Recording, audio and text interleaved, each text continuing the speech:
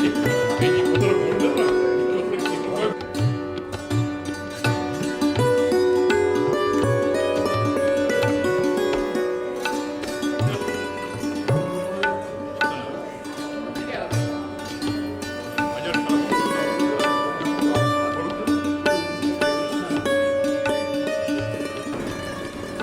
সংকলনের প্রকাশ অনুষ্ঠানে উপস্থিত সুধীজনকে শূদ্রকের আন্তরিক শ্রদ্ধা ও কৃতজ্ঞতা।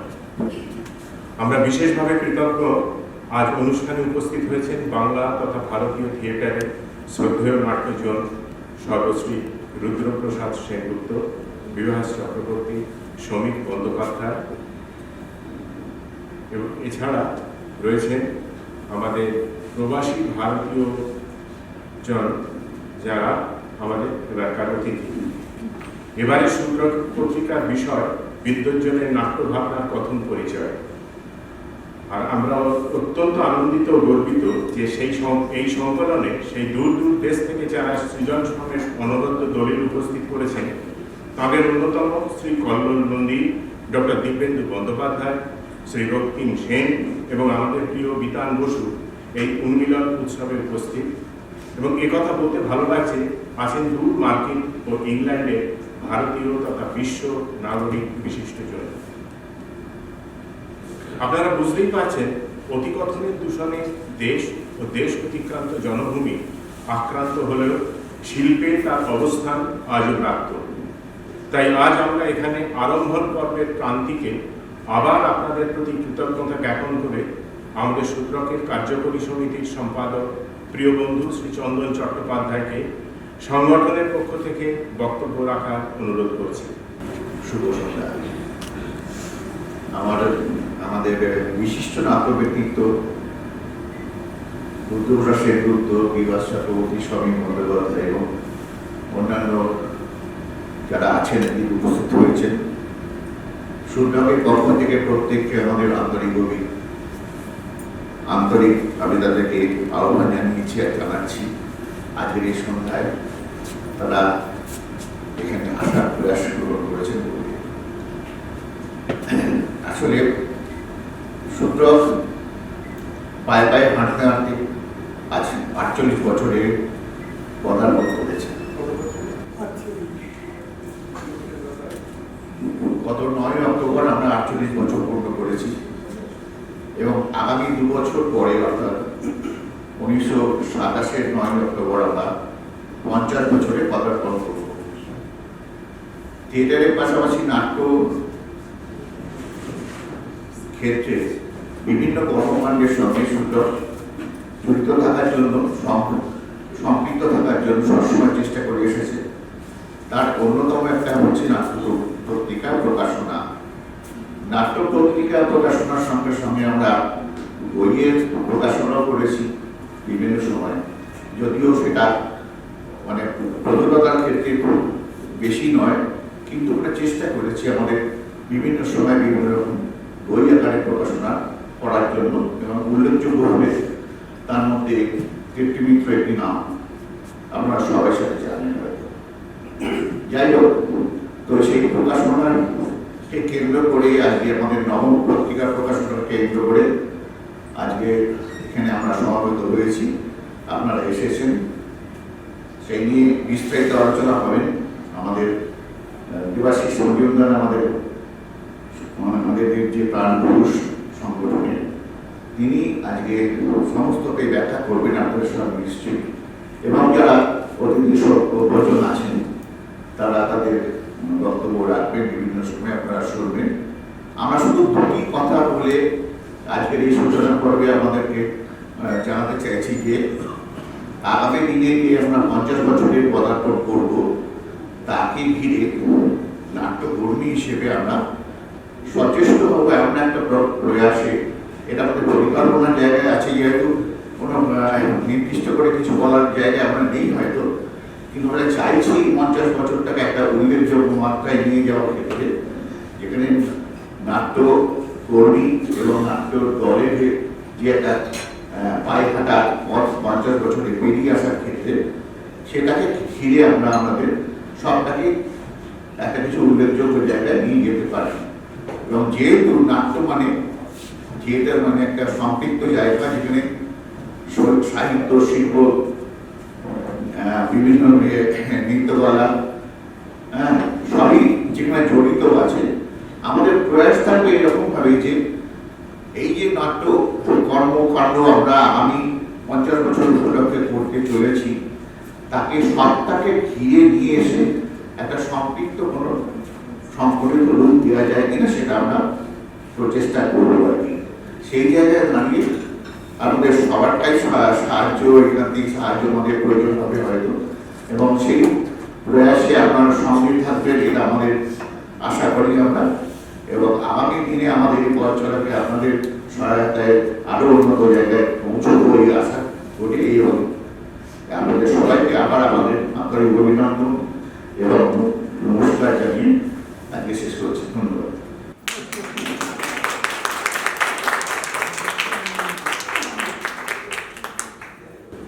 ধন্যবাদ চন্দন। আমরা উৎসবের সেই কেন্দ্রে উপস্থিত হয়েছি যেখানে আবর্তিত হচ্ছে আমাদের গত কয়েক মাসের পরিশ্রম ও শিল্পের সৌন্দর্যের ধ্বনি প্রতিধ্বনি। আমরা বিনীতভাবে অনুরোধ করছি শ্রদ্ধেয় শ্রী রূপপ্রসাদ সেনগুপ্ত, শ্রী বিভাস চক্রবর্তী, শ্রী সমীর বন্দ্যোপাধ্যায়, শ্রী কল্লোল মন্ত্রী, লীনা চক্রবর্তী, ডক্টর দীপেন্দু বন্দ্যোপাধ্যায়, রক্তিম সেন, বিধান বসু এদের অনুরোধ করছি, এবং সঙ্গে আন্তরিক অনুরোধ শূদ্রক শুভার্থীদের, যাদের সামনে আমাদের শূদ্রকের নবতম সংকলনটি রাখা আছে, তারাও এই উন্মিলন উৎসবে যোগ দিয়ে আমাদের কৃতজ্ঞ করুন।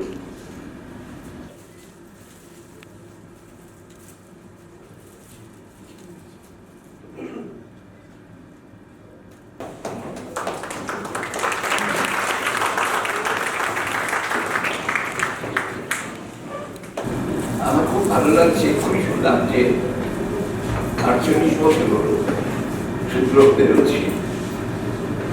শূদ্রক নাট্যগোষ্ঠী তার আগে তৈরি হয়েছে, 48 বছর ধরে এটা বেরোচ্ছে। এই যে করছে হীনতাতে বেরিয়ে যাচ্ছে শূদ্রক, এটা একটা বলবো এই সময় এটা ব্যতিক্রম করা চলে। কারণ এই সময় অনেকগুলো পত্রিকার জন্ম হয়েছে, আবার তারা পিছিয়ে গেছে হাওয়ায়। কারণ আমি ভুক্তভোগী, কারণ আমার দল বেশি বয়সেই একটা নাটকের পত্রিকা বের করেছিল, 4টে সংখ্যা বলে বেরিয়েছিল, 4টে কি 5টা, তারপরে আর টানতে পারা যায়নি। বিক্রিও হয় না, লেখা তবু আমি জোগাড় করেছিলাম, অনেকেই লিখেছেন, সমীর বন্দ্যোপাধ্যায় লিখেছেন, আরো অনেকেই লিখেছেন, কিন্তু পাঠক পাইনি। অথচ আমাদের ছোটবেলায় যারা থিয়েটার করতাম তারা নানা রকম বই এলোমেলো ভাবে, কোন সিলেবাস ধরে নয়, এলোমেলো ভাবে খুঁজে বেড়াতাম কোথায় কি থিয়েটার নিয়ে লেখা আছে, পড়তাম। এবং বাংলায় তখন এলটিজি একটা বের করতো পাদপ্রদীপ, সেই পাদপ্রদীপ সংগ্রহ করে পড়তাম, বহুরূপী বেরোতো। এই দুটো পত্রিকা অবশ্য পাঠ্য ছিল আমাদের, এবং সেটা দীর্ঘদিন চলেছে। যদিও পাদপ্রদীপ থেকে প্রসেনিয়াম থেকে থিয়েটার এইভাবে গেছে। তো সেই ধারাবাহিকতাটা এখন আর বেশি না, যদিও কয়েকটা পত্রিকা বেরোচ্ছে এবং বহুরূপী আবার নতুন করে বেরোচ্ছে। এই আমাদের অংশুমান ভৌমিক আছেন এখানে, অংশুমান ভৌমিকের সম্পাদনায় সেই পত্রিকাটা বেরোচ্ছে। আর নামটিকারের উদ্যোগে একটা বেরিয়েছিল, একটা নামটা কি ছিল, থিয়েটার পত্রিকাটা বেরিয়েছিল, কিন্তু সেটাও বেশি দিন চলেনি, অল্প সময় আয়ু ছিল তার। পত্রিকা যে বের করতেই হবে নাটকের দলে তা নয়, কিন্তু নাটকের দলের পত্রিকা বেরোলে নানা রকম নাট্য বিষয় প্রবন্ধ এবং থিয়েটার যারা করবে তারা নানা রকম বিষয় জানতে পারে। কারণ দেশের এবং বিদেশের নানা বিষয় নিয়ে আলোচনা থাকে, অন্তত তখন আমরা বহুরূপী বা মাদক প্রতিকে এগুলো করতাম এবং আমাদের অন্তত কিছু সাহায্য হতো, কারণ অনেক কিছু জানতে পারতাম যা অজানা, হয়তো বিদেশি বই পড়ার সুযোগ নেই কিংবা অন্য প্রদেশে কি নাটকের চর্চা হচ্ছে সেগুলো জানার সুযোগ নেই, এর মাধ্যমে সেগুলো পড়া যেত। কিন্তু জানি না আমি এখন এই পত্রপত্রিকার অবস্থা কি, প্রত্যেকটি গ্রুপই বের করে, অনেক গ্রুপ বের করে, কিন্তু বের করতে গিয়ে দেখেছি যে বছরে একটা বেরোয় এবং তার চেহারাটাও একই থাকে, অর্থাৎ নানা রকম লেখালেখি ভিড়টা সেরকমভাবে পাওয়া যায় না, বৈচিত্র্যটা পাওয়া যায় না। রিসেন্টলি সম্প্রতি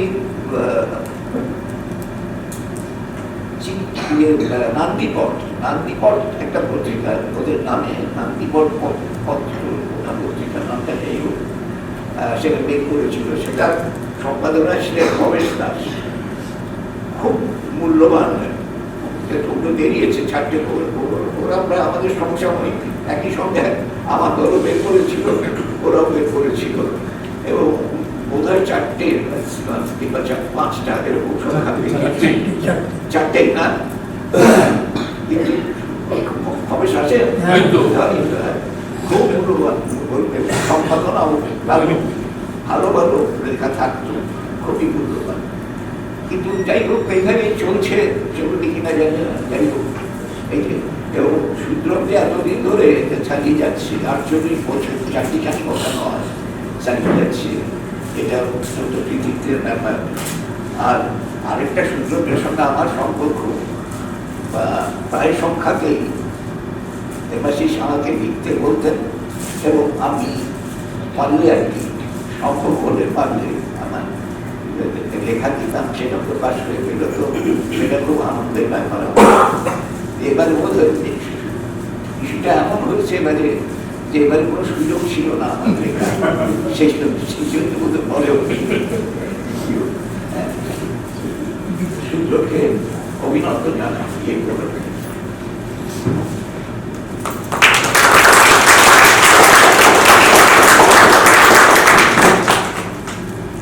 দেবাশিস যে আজকে এত লোককে জোগাড় করেছে, এটা খুব দামি কাজ এবং খুব রেয়ার, এবং আজকাল দেখা সাক্ষাৎ হয় না। আমি মাঝে মধ্যে রাত্রিরে ফোন করে বিভাসের সঙ্গে যোগাযোগ করি তো, বিভাস অবশ্যই কখনো করে না, আমি করি। যাই হোক, বড়রা সবসময় ছোটদের হ্যাঁ, দূরত্বার ছলেও হয় না। তো এই যে আমাদের মধ্যে আগে অনেক বেশি আমাদের নিজেদের সম্মানের মনে একটা চায়ের দোকান ছিল, এরকম নানান জায়গায় যাকে সাধু বাংলায় বলে ঠিক, তো তাই তো না চলতি বাংলায়, চলতি বাংলাতে নানান ঠিক ছিল কতগুলো, সেখানে সকলে মিলে বসতো, দেখা হতো, একটু পরচর্চা, নিন্দা, একটু কাজের কথা হতো। তা সেইগুলো সবই প্রায় বন্ধ হয়ে গেছে বলে আমার ধারণা। এবং এই শ্রমিকের সঙ্গে যে কতদিন পরে আমার দেখা হচ্ছে, মানে হিসেব করতে পারছি না। তা এইগুলো আমাদের ক্ষতি হচ্ছে এতে আর কি। আমরা যদি একটু নিয়মিত বসতাম, সেইটা বোধহয় আজকের যুগের যে হাওয়া এবং আমাদের থেকে যারা ছোট তারা যে চলটা তৈরি করে দিয়েছে, চলনটা, সেটা হচ্ছে নগদ কি বিদায় চাই, এক্ষুনি যা তাড়াতাড়ি প্রশংসা করার এক্ষুনি দাও, নিন্দে করার হলে না দিলেও চলবে, এইরকম একটা যে অবস্থা হয়েছে, এইটা খুবই দুর্ভাগ্যজনক। তো সেই জন্য আমি দেবাশিসের আজকের এই কৃতিত্ব দেখে দেবাশিসের গাড়ি আর একটু চাপাতে চাই। সেটা হচ্ছে ও যদি নানান মানে যাতে বার্নিং ইস্যুস বলে সেইগুলো নিয়ে মাঝে মধ্যে একটু, তুমি যদি এটা আমি কথা দিতে পারি অনেকের হয়ে, যে তুমি যদি এটা শুরু করো একটা পিরিয়ড লেখা, তাহলে আমরা কিন্তু অনেকে আস্তে আস্তে আসবো এবং ধীরে ধীরে তুমি দেখবে তুমি একা না। আমি বললাম বড় প্রাপ্তি। এবং আর একটা জিনিস সেইটা এখানকার সকলকে ভাবতে বলছি, সেটা হচ্ছে যে কোথাও আজকে এখানে বুড়োদের সংখ্যা বেশি, বুড়ো এবং বড়দের সংখ্যা। আমি বুড়িদের কথা বললাম না, মেয়েদের বলা উচিত না। তা সেই জায়গা থেকে নবীনদের কোথাও পাওয়া যাচ্ছে না, খুব কম। হ্যাঁ, নবীনরা একটু তাড়াতাড়ি, অবশ্যই এটা একটা ক্রাইসিসের জায়গা। আমি লক্ষ্য করেছি যে থিয়েটারে যারা একটু তাড়াতাড়ি কৃতিত্ব পেয়ে যাচ্ছে, বা তাড়াতাড়ি বলছি কেন, হয়তো অনেক দিনই করছেন, কিন্তু আমরা জানছি পরে, তাদের সংকট একটা আছে। নাম হলো, তখন ইচ্ছে হয় একটা দলের সামর্থ্য তো বেশি শো করার নয়, কারণ পয়সা লাগে, খরচ লাগে, হল পাওয়া লাগে, নানান ধরনের অভাব আছে। সেই জায়গা থেকে তারা যখন তাদের বেশ নাম হতে আরম্ভ করে, তখন তারা দেখে যে আমার নিজের দলে আমি যতটা থিয়েটার করতে চাই, আমার ভেতরে যে আজ আমার ভেতরে যে ছটফটানি, সেটাকে তৃপ্ত করতে পারছে না আমার দল। আর তারপরে আবার দেখতে পাচ্ছি যে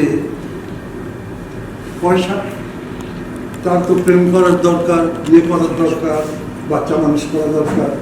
এরকম অর্থাৎ থিয়েটারের লোক যারা করে তারা তো সাধারণ মানুষের মতো কিছু প্রয়োজনীয় জিনিসগুলো তাদের লাগে। তা সেদিক থেকে তো এখনো এই গাধা গভর্নমেন্টগুলো তো এখনো পর্যন্ত পুনর্বাসিত করলো না। এখনো পর্যন্ত যখন কেন্দ্রীয় সরকারের যত বাজে কাজে পয়সা খরচা করে, থিয়েটার যেটাতে কত লোকের কাছে রিচ করতে পারতো, তারা যদি বুদ্ধি করে করতে পারতো। অবশ্যই পলিটিশিয়ানদের কাছে সব বুদ্ধি আমি কখনই আশা করি না। তা সেই রকম তাদের যদি একটু বলা যেত যে, তাহলে অনেক লোকের কাছে তারাও পৌঁছতে পারতো। আমরা এখন এই আজকের যুগে একটা তাকে হোল টাইমার হতে হবে, এটা বাধ্যতা, তাকে 6,000 টাকা দেওয়া হয়।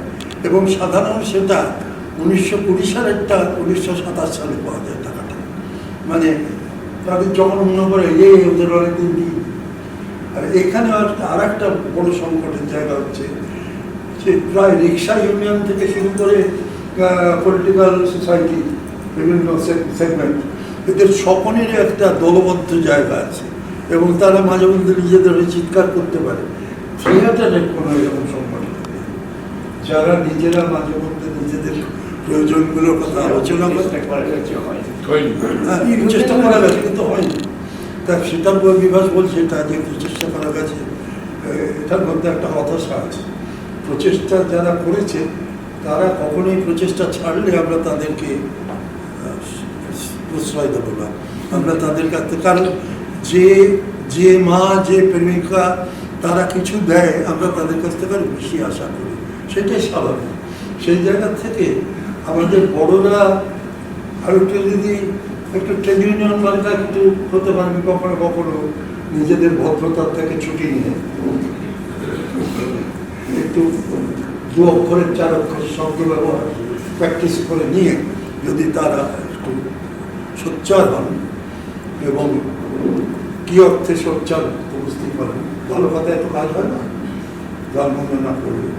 আর তেমনি একটা লোক মাঝখানে এসে সে খুব আমাদের সঙ্গে বসলো, আমাদের দুঃখ দৈন্য এইসব দিয়ে অনেক কথা শুনলো।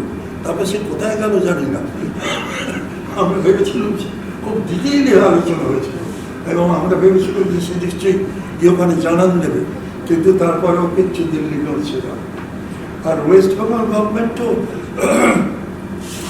মন্দির মসজিদ করছে, ঠিক আছে, ধর্মটা এখন লেটেস্ট ফ্যাশন বা লেটেস্ট লাইফ বেল্ট, সেটাই বলা যায় বোধ হয় ফ্যাশনের থেকে।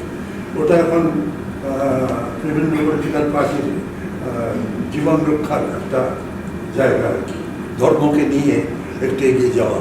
এ মন্দির ও মসজিদ, গুরুদ্বারা ও একটা কিছু করার, এইরকম মানে প্রায় হাস্যকর একটা জায়গায় এবং আর একটা ট্র্যাজিক একটা জায়গায় সমস্ত জিনিসটা চলে যাচ্ছে। মানে থিয়েটার সোসাইটির দিকে তাকালে কোথাও একটা সংঘবদ্ধতার অভাব চিন্তা যে করছে তারা করছে নিশ্চয়ই খুব গোলমালে পাচ্ছে, কিন্তু সেটা কোথাও একটা জায়গায় সংহত হয়ে কোনো একটা অভিমুখ পাচ্ছে না এবং সাধারণ আমাদের কাছে পৌঁছতে পারছে না, অ্যান্ড পাওয়ার্স দ্যাট নেই তাদেরকে ধাক্কা মারতে পারছে না। এইগুলো খুব একটা বার্নিং ইস্যুস, যেটা একেবারেই টিম করছে, তাই বলে লোকের চোখে পড়ছে না, তার উত্তাপ তার আলো কিছু লোকের কাছে পৌঁছচ্ছে না। সেইটা শ্রমিক বিভাস এদের মতো লোকেরা এবং যারা নতুন আছো একটু ছটফট করছে এখন, তারা যদি একটু মিলেমিশে একটু প্রচুর ধরনের যে মাঝে মধ্যে একটা বোঝাতে পারছি নিশ্চয়ই মাঝে মধ্যে একটা বৈঠক এবং সেখানে আবল তাবল বলতে বলতে কিছু কাজের কথা, এবং ওই যেটা বলবো একটা হচ্ছে গভর্নমেন্টকে ধরা, পলিটিক্যাল পার্টিগুলোকে ধরা, এসে হঠাৎ যেখানে চাদর ঝুলিয়েছে থিয়েটার দেখতেছে আপনারা করছেন ভালো করছেন, ধরা তো হচ্ছে, ধরাধরি করে হল পাওয়া যায় না, ধরাধরি করেও পাওয়া যায় না। তো সেই জায়গা থেকে অনেক কিছু থিয়েটার জায়গায় ছোট ছোট করে মানে একটা লিস্টি করে কাজ করা যায়, তাতে হয়তো তাতে নিশ্চয়ই আমাদের উপকার হবে, কিন্তু সেইগুলো হচ্ছে না। সেটার ব্যাপারে আবার আমি দেবাশিসের সাংগঠনিক যোগ্যতা তো নিদর্শন এই জায়গাটায় আজকে, সেটা আমি কোয়াইট শিওর যে আমাদের মধ্যে কেউ এই মুহূর্তে এইটা করতে পারত না, দেবাশিস যেটা করেছে। আমরা হয়তো লেগে পড়লে করতাম, কিন্তু লেগে পড়ার ইচ্ছে নেই, চলে যাচ্ছে, কারণ ছোটোবেলা থেকে এত লেগে পড়েছি আর দম ফুরিয়ে গেছে। বহু করেছি, সেগুলো আপনারা অনেকে জানেন না হয়তো। রাস্তায় ঘুরে ঘুরে পোস্টার মারা থেকে শুরু করে থেকে শুরু করে লোকের সঙ্গে ঝগড়া করে বক্তৃতা করে পায়ে ধরে নানানভাবে থিয়েটারটা যাতে করা যায় তার চেষ্টা করেছি, কিন্তু আমরা খানিকটা পেরেছি, কিন্তু সাধ যত ছিল তত সাধ্য কুলোনি আর কি। সেই জায়গা থেকে দেবাশিসের নেতৃত্বে যদি এখানে যারা এখনো সচ্ছল সক্ষম আছেন, এখনো যারা স্বপ্ন দেখার অভ্যস্ত করে ত্যাগ করেননি, তারা যদি একটু সক্রিয় হন এবং কতগুলো ছোট ছোট করে লিস্ট করে এজেন্ডা নিয়ে সেইগুলো সরকার, পলিটিক্যাল পার্টি, মিডিয়া এদের সঙ্গে ধরে, এই যে মিডিয়ার কাগজগুলোতে আমি যে আমি কথা লিখিয়ে এত চার কলম আর কোনো একটা ভালো থিয়েটারের কথা নিয়ে 4 লাইন, তাদের অংশমান শুনছো তো বলছি কি এমন সব যে জন্য 3 কলম করে দেখো, তখন বোঝা যাচ্ছে তোমার লেখার আর কিছু নেই, মানে যাকে পাচ্ছ তাকেই হিরো বানাবার চেষ্টা করছে। সবাই হিরো হয় না, হিরো হতে দক লাগে, পরিশ্রম লাগে, অনেক দিনের দৌড়, লম্বা দৌড় দিতে হয়। তো সেই জায়গা থেকে মিডিয়াকে আরো তৎপর করা, যা আছে সেগুলোর প্রপার ইউটিলাইজেশন এবং কী কী নতুন করা যায় সেগুলো করা, এবং মোদ্দা কথা রিসোর্স গ্যাদার করা, রিসোর্স জেনারেট করা, নতুন এবং পুরোনোগুলো অ্যাক্টিভেট করা, আর তার সঙ্গে মাঝে মধ্যে নিজেরা বসে একটু মত বিনিময় করা, এবং তখন একটু ধৈর্য ধরে আমার মতো বুড়োভাবের দীর্ঘ বক্তৃতাও একটু শুনবার ধৈর্য রাখা। সকলকে ধন্যবাদ, বিশেষত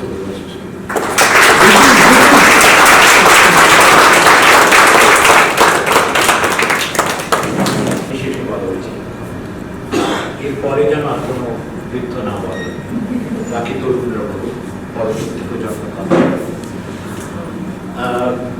যে কথাগুলো পরিভাষের বন্ধুত্বতা বলেছি তার সঙ্গে এইটুকুই আমার যোগ করা যে এই থিয়েটার পত্রিকা বের করার চেষ্টা আমরা অনেকেই করেছি। একটা সময় নান্দিকারের সৌজন্যে, নান্দিকারের উৎসাহে, ব্যক্তিগতভাবে অজিতেশ বন্দ্যোপাধ্যায়ের উৎসাহে আমরা থিয়েটার বলে একটা পত্রিকা 9 মাস চালাতে পেরেছিলাম।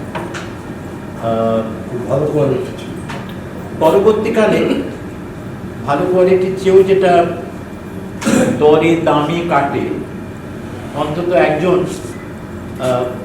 পণ্ডিত মানুষ তিনি সেটা নিয়ে পিএইচডি করেছেন, তাই এইগুলো এখন অনেক বেশি গুরুত্বপূর্ণ।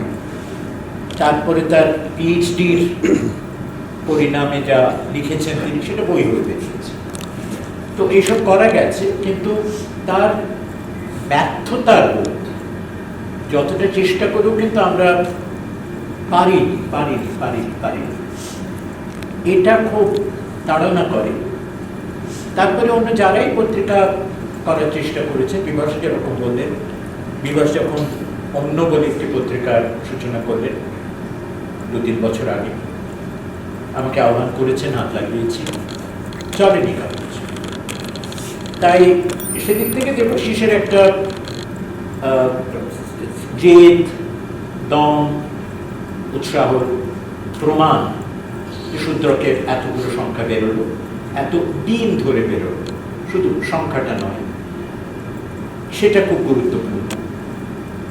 তার সঙ্গে বোধ হয় আরেকটা, দেবাশিসই যেহেতু একাই চালাতে পেরেছে, দেবাশিসের উপর আমাদের ভরসা খানিকটা বেশি, যে যদি ওই ব্যর্থ পত্রিকা প্রচেষ্টা যেগুলো ছিল, তাদের যারা আমরা বেঁচে পড়তে এখনো আছি, আমাদের সঙ্গে একটা কথাবার্তা বলে,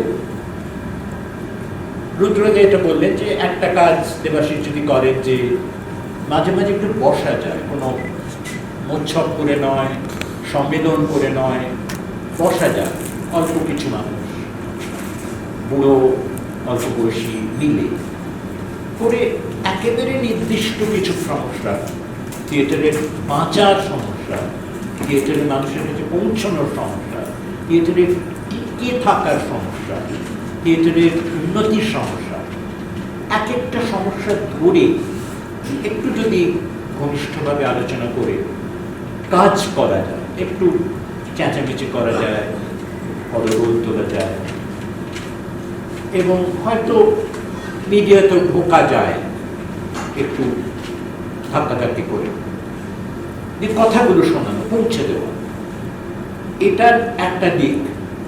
আর আরেকটা, যদি সত্যি নিয়মিত দরকার নেই, যদি 2 বছরেও একটা বেরোয়, একটা পত্রিকা সত্যি যত্ন করে বের করা, আমরা যা যা করতে পারিনি সেইগুলো যদি 2 বছর অন্তর একটা করে সংখ্যাও যদি বের করা যায় সেইভাবে, তাহলে হয়তো একটা ইতিহাস আরেকটু চলমান হয়ে যায়, থমকে মুখ থুবড়ে পড়ে যায় না। এরকম একটা ভাবতে ভালো লাগছে এই পত্রিকাটার উন্মোচনের উপলক্ষে। আর আরেকটা, এখানে আমার প্রকাশক বন্ধু দেবজ্যোতি আছেন, আমি ওর সঙ্গে কাজ করি। আমি বহুদিন থিয়েটার, সাহিত্য, মাস্টারি যে সমস্ত করেছি সেগুলো ছেড়ে ছুড়ে দিয়েছি।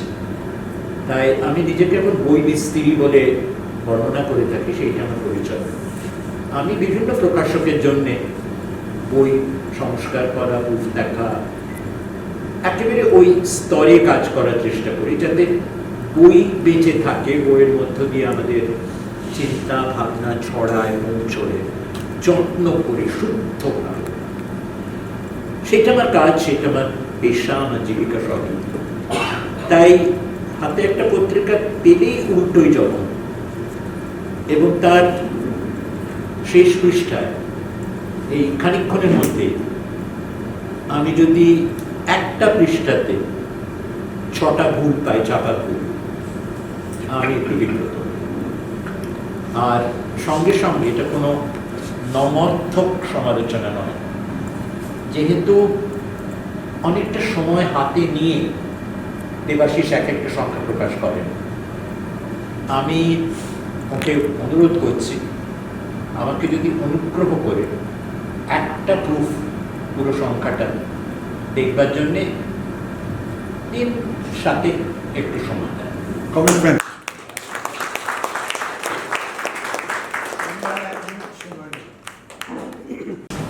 এক নম্বর হচ্ছে যে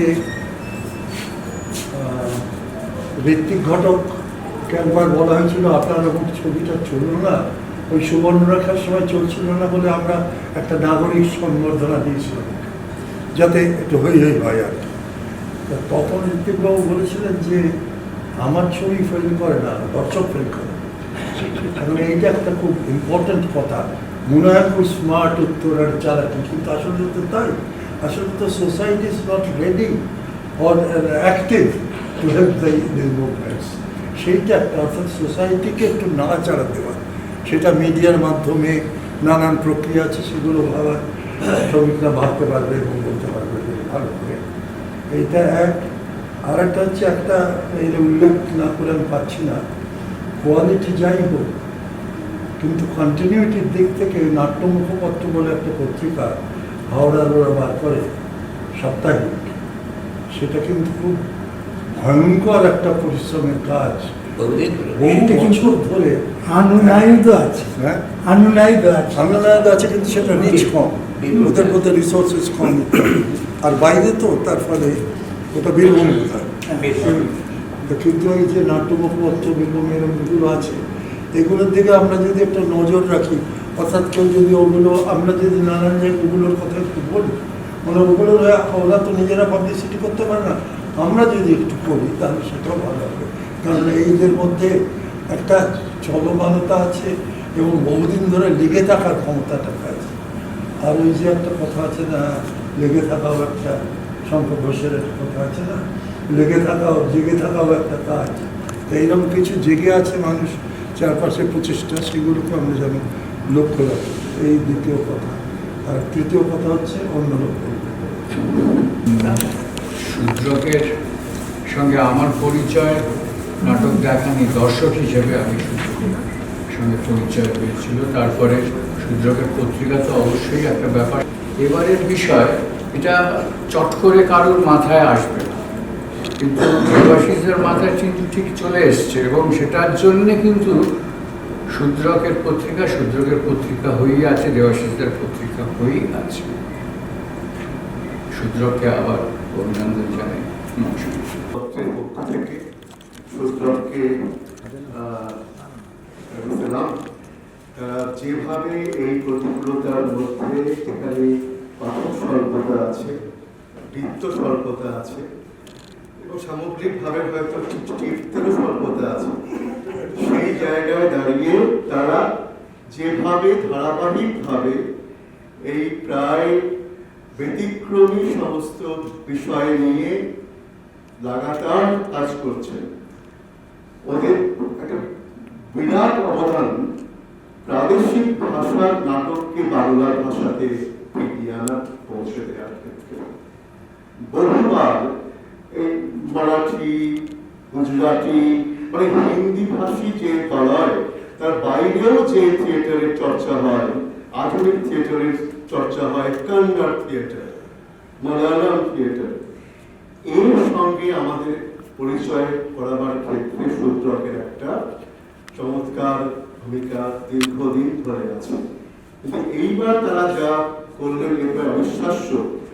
বাংলার বাইরে বা বলা ভালো বাংলাদেশ এবং ভারতের বাইরে বাঙালিদের যে ব্যাপ্ত একটি অভিব্যক্তি নাট্যক্ষেত্রে, তাকে নোট করা এবং তাদেরকে দিয়ে তাদের কথা লিখিয়ে দেওয়া।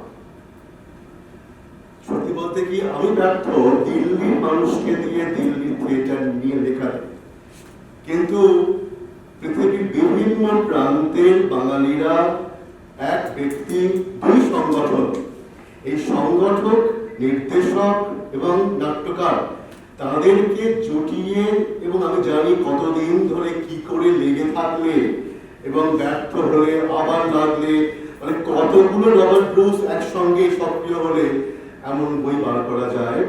শূদ্রককে এই জন্য অত্যন্ত সাধুবাদ, অভিনন্দন।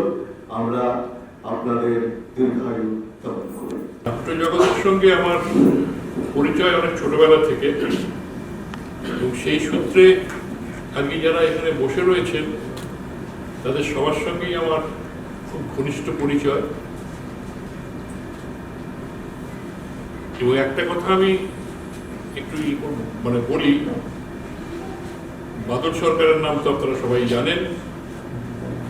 সেই বাদল সরকারের বাড়ির থেকে আমার নাট্য জগতের সঙ্গে ছোটবেলার থেকেই পরিচয়। তিনি আমার মামাতো দাদা। তো সত্যি বলতে কি সেই সূত্র ধরে অনেকের সঙ্গে আমার আলাপ হয়েছে এবং আমি এই জগৎটা নিয়ে যদিও সামনে কোনোদিন নাট্য মঞ্চের মধ্যে উপস্থিত হইনি কোনোদিনও, কিন্তু পেছন থেকে আমি যতটা পারি সাহায্য করেছি এবং সেই সাহায্য মানে সেই জায়গা থেকে আমি একটা প্রচেষ্টা নিয়েছিলাম, একটা নাট্য অভিধান বার করেছিলাম, যে অভিধানটা আগে কোনোদিন সেরকমভাবে বেরোয়নি। বৈদ্যনাথ মুখোপাধ্যায় সেই নাট্য অভিধানটি তৈরি করেছিলেন এবং সত্যি বলতে গিয়ে আমি সেই কাজটার জন্য ওনাকে এত ধন্যবাদ দিয়েছিলাম, কারণ আমি চেষ্টা করছিলাম যে ওনাকে সাহায্য করার জন্য, কারণ এই জিনিসটা ছিল না। আমার পিতৃদেব যে জিনিসটা শুরু করেছিলেন সাহিত্য সংসদ থেকে বাঙালি চরিতাভিধানগুলো, এগুলো সমস্তটাই কিন্তু একটা অনন্য প্রচেষ্টা বলে আমি মনে করি। সেই ক্ষেত্রে আমি দেবাশিসকেও বলেছি যে যদি সেরকমভাবে কোনো সাহায্যের দরকার হয় এই নাট্য জগতের ছাপাছাপির ব্যাপারে, তাতে আমার সাহায্য তুমি যদি দরকার হয় আমি সেটা দেব। এবং আগেও একবার যখন কতগুলি দল মিলে একটা নাট্য প্রচেষ্টা শুরু করেছিল, আমার কাছে যখন এসেছিল আমি যতটা সম্ভব পেরেছিলাম আমার সাধ্যমতো চেষ্টা করেছিলাম। সেইটাই আমি চাই যে আজকে যারা এখানে উপস্থিত আছেন সবাই মিলে কিছু নয় একটুখানি সেই যে জায়গাগুলোকে, মনে করুন কোনো নাট্যপত্রিকাকে সংরক্ষণ করতে গেলে তার সাবস্ক্রিপশন নিতে হয়, এইটুকুনি যদি করেন তাহলেও কিন্তু নাট্য জগতের পত্রিকাগুলো অনেকখানি চালাতে পারবে। নতুবা কিন্তু এই যে প্রচেষ্টাটা আস্তে আস্তে কিন্তু, কারণ আরেকটা কথা বলি, সেটা হচ্ছে আগে বাংলায় এই কালচার মানে এই জায়গাটায় স্পন্সরশিপ খুব ভালো থাকতো, কারণ ওয়েলথ ক্রিয়েশনটা হচ্ছে এই যে কোনো কালচারের যে কোনো দিক ওয়েলথ ক্রিয়েটাররাই কিন্তু তৈরি করে। এই পশ্চিমবাংলায় কিন্তু ওয়েলথ ক্রিয়েশনটা এখন কমে গেছে, যার জন্য এই স্পন্সরশিপটাও কিন্তু এখন পাওয়া যাচ্ছে না। আগে ধরুন গানের জগৎ, ছবির জগৎ, সমস্ত জগতের সঙ্গে সমস্ত কিছু স্পন্সরশিপের যোগাযোগ থাকতো। আগেকার দিনে কি হতো, রাজারা জমিদাররা সমস্ত স্পন্সর করতেন, যারা গান গয়না গান তাদের রাখতেন, সমস্ত কিছু করতেন, এবং বিভিন্ন জায়গায় যারা ছবি আঁকতেন তারাও কিন্তু তাদের সাহায্যটা পেতেন। এই ওয়েলথ ক্রিয়েশনের জায়গাটা কিন্তু পশ্চিমবাংলায় নষ্ট হয়ে গেছে অনেকখানি। সেই জায়গাটা কিন্তু ফিরে না আসলে কালচারের জগৎটা কিন্তু আস্তে আস্তে একটু স্তীমিত হয়ে যেতে বাধ্য। এটা আমার মতামত, আপনারা মানবেন কিনা জানি না, কিন্তু আমি মনে করি যে ওয়েলথ ক্রিয়েশনের জায়গাটাই কিন্তু একমাত্র স্পন্সরশিপের জায়গাটাই কিন্তু কালচারকে এগিয়ে নিয়ে যেতে হবে। কালচারের যে কটা অ্যাভিনিউ আছে, নাটক বলুন, সিনেমা বলুন, আঁকা বলুন, গান বলুন, লিটারেচার বলুন, সবকটাকেই কিন্তু একটা সূত্রে যে বাঁধার জায়গা আছে, সেই বাঁধার জায়গাটা কিন্তু আস্তে আস্তে কমে যাচ্ছে। আমি মনে করি যে এইরকম কোনো পরিবেশ তৈরি করে যদি একটা আড্ডার মতো জায়গা করা যায়, অন্তত 6 মাসে একবার, বেশি দেরি করলে কিন্তু সেই কন্টিনিউটি থাকে না, 6 মাসে একবার যদি করা যায়, হ্যাঁ বাকি নেই বেশি।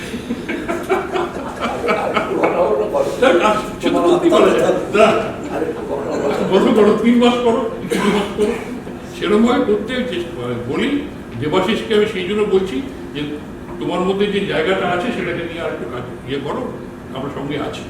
সেই অর্থবৃদ্ধদেরই ডাকা হলো, কিন্তু প্রশ্ন গোড়ার দিকে বলা হয়েছিল যে অতিকথনের দূষণ থেকে আমরা কীভাবে মুক্ত হতে পারি। তো সেই অতিকথন আমাদের জন্য অন্তত আমাকে তার অন্তর্ভুক্ত না করলেই ভালো, কেন সবাই এত দরকারি সব কথা হয়েছে, তারপরে আর খুব সংযোজনের কিছু আছে। এটা ঠিকই যে একটা নাট্যপত্র প্রকাশের যে অভিজ্ঞতা, যে কথা বিভাসদা বলছিলেন, সেটা নানান রকম অভিজ্ঞতা হয়, এই পর্যায়ে এসে হয়। দিন যতই গড়ায় তত সেটা সংকট বাড়তে থাকে, এবং তারপরে কাজটা কঠিন হয়ে যায়।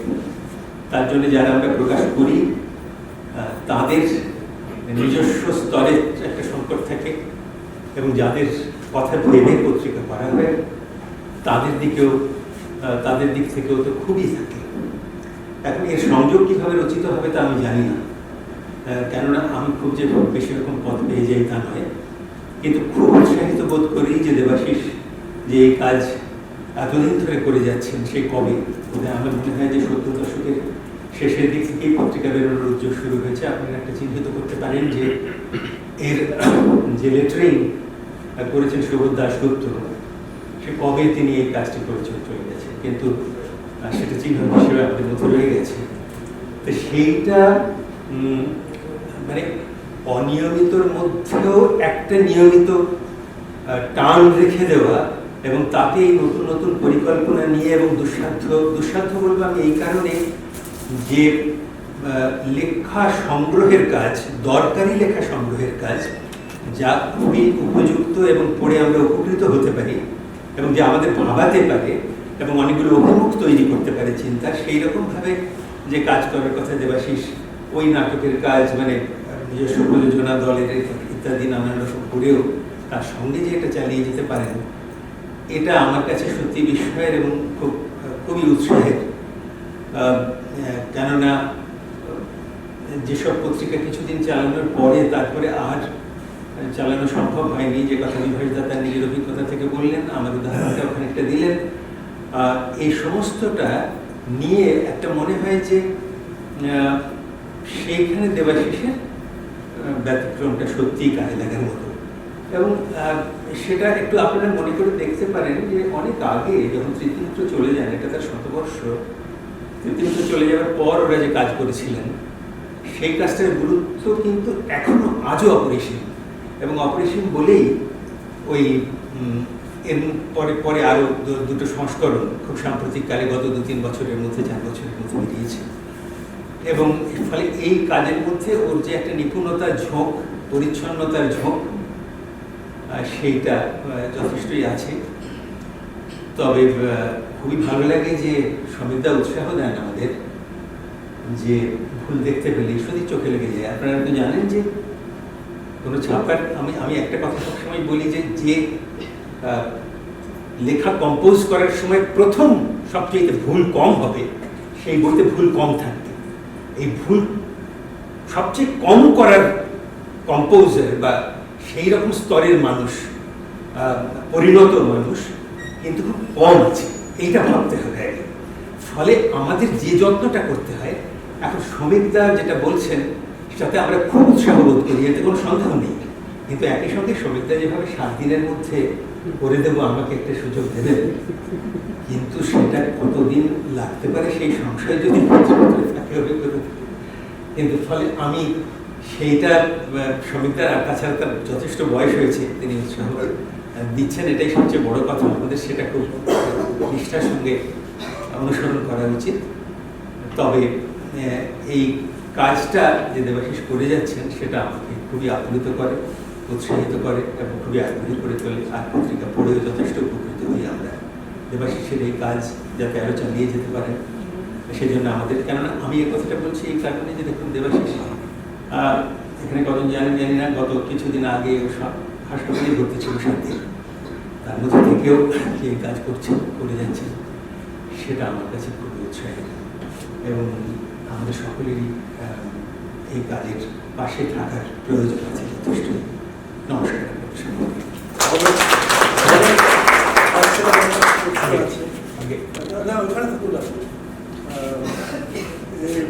রেডিওতে একসময় বেশ ভালো নাটকের চর্চা হতো, এখন কি হয় জানি না। তাতে অনেক সৌম্য মিত্র, তৃপ্তি মিত্র, রুদ্রপ্রসাদের নাম বলছি না, এরকম অনেক পুরনো এবং বেশ ভালো কাজ আছে। এখনো সেইগুলো ইউটিউব শুনছি নাকি ব্যবহার করে। তো সেইটা যদি আমরা কনসিয়াসলি একটা ওইখান থেকে, because you know all that, এটা ওখান থেকে সেগুলোকে বার করা যায় এবং সেগুলোকে কি আমরা বাতিল করা যায়। হ্যাঁ, কি বার করতে চাইছেন? বাতিল করা যায়। কি বার করতে চাইছেন? যেমন ধরুন আমি বলি যে নাটক কি আবার সমুদার ইন্টারভিউ আছে কতগুলো দামি বিভিন্ন লোকের।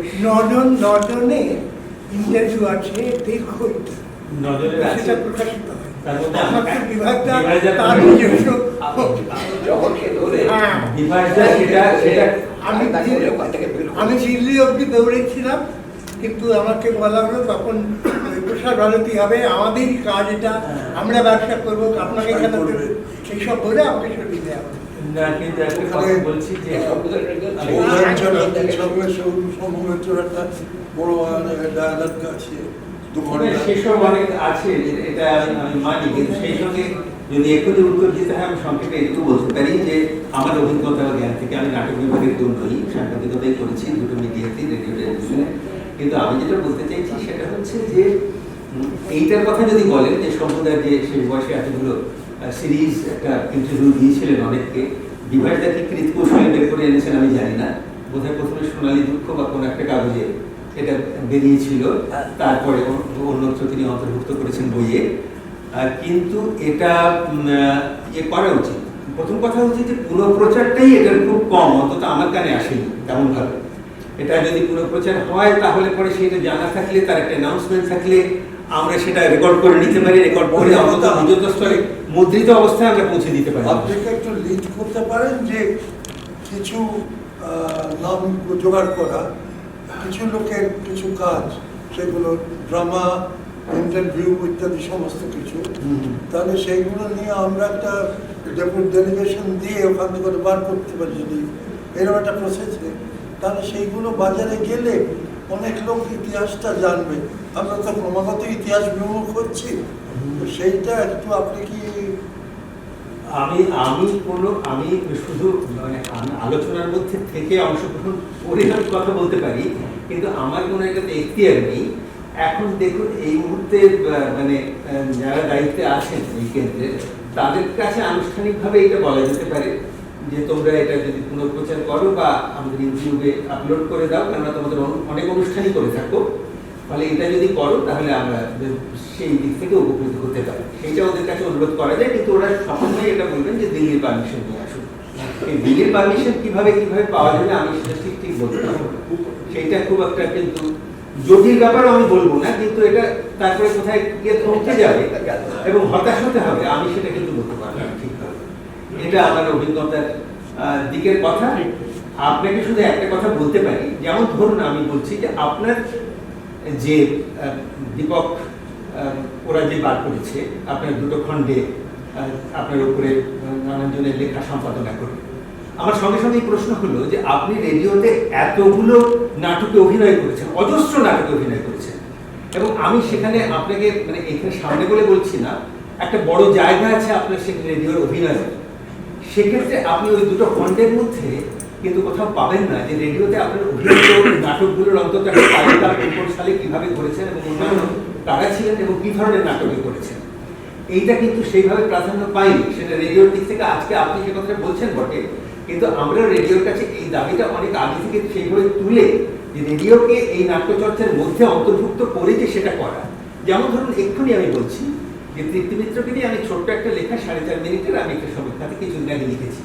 তাতে আমি এই কথা বলেছি যে তৃপ্তি মিত্র যে আমাদের দূরদর্শনের জন্য তৃপ্তি মিত্রের সাক্ষাৎকার নিয়েছিলেন কেয়া চক্রবর্তী, সেটা কি দূরদর্শনে আছে?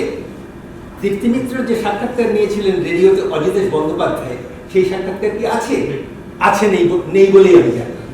সুতরাং সেখানে আরো খারাপ, সেখানে এই অবহেলার জায়গাটা যদি থাকে তাহলে পরে আপনি কিভাবে করবেন? কিন্তু তাই বলে কি হাল ছেড়ে দেবো? আমি আপনার এতটুকু আপনার সঙ্গে সম্পূর্ণ একমত থেকেই আমি বলছি যে হাল ছেড়ে দেওয়ার কথা নয়, কিন্তু এই কথাগুলো নির্দিষ্টভাবে বলবার জন্য আরো জোরালো ভঙ্গিতে বলা দরকার, এবং যেটা আপনি নিশ্চয়ই সেটা করা দরকার, নিশ্চয়ই সেটা করা দরকার। যেমন ধরুন আমি আপনাকে বলছি যে কাল বাদে পরশু হচ্ছে আমাদের বাংলাদেশের বিজয় দিবস, এবং সেইখানে যখন যুদ্ধটা চলছে তখন শম্ভুদা, মহেন্দ্রগুপ্ত এরা সব এই যুদ্ধের পক্ষে মানে মুক্তিযোদ্ধাদের পক্ষে 15 মিনিট করে বক্তৃতা দিয়েছেন সেই সময়, আপনাদের মনে থাকতে পারে।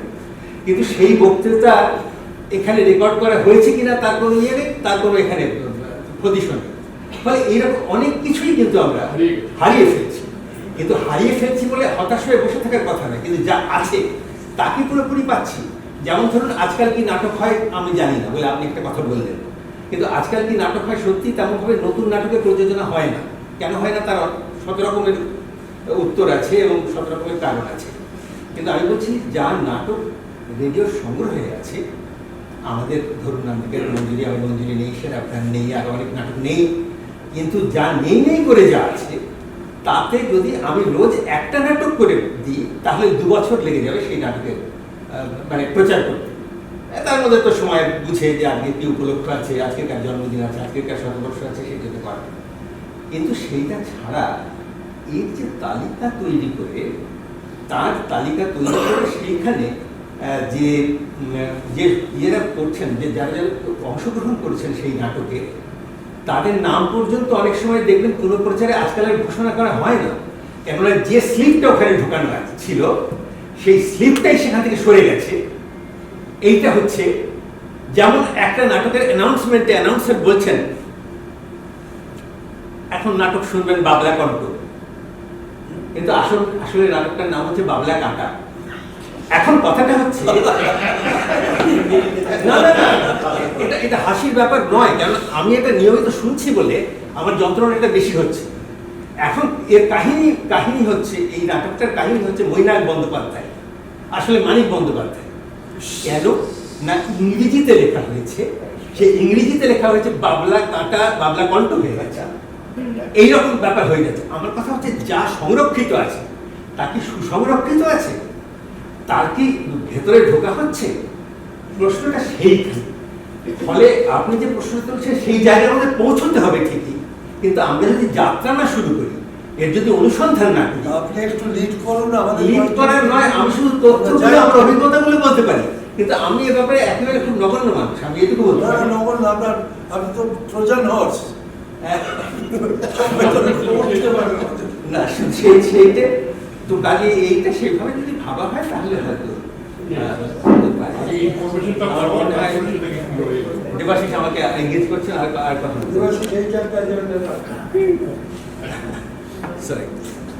নমস্কার, আমি একেবারে প্রস্তুত নই, এ ব্যাপারে প্রস্তুত ছিলাম না, এরকম কোনো আভাসও দেবাশিস আমাকে দেননি। যাই হোক, শুনতে শুনতে আমি তো সমৃদ্ধ হচ্ছি, কিন্তু দেবাশিস যে 48 বছর ধরে পত্রিকা চালাচ্ছেন, এরকম মানে অন্যান্য নাট্য সম্পৃক্ত কাজের পাশাপাশি, আর এটাই কমপ্লিমেন্টারি একটা এফার্ট। তার একটা পরিচয় আমি কিছুদিন পেয়েছি, একটু ব্যক্তিগত প্রসঙ্গেই বলছি। প্রয়াত শঙ্কর ঘোষের বাড়িতে ওকে নিয়মিত দেখেছি, চুপ করে বসে থাকতেন, অল্প কিছু কথা বলতেন, কথা শুনতেন, এবং সেটা কিন্তু শঙ্করবাবুর প্রায় শেষ জীবনের কথা।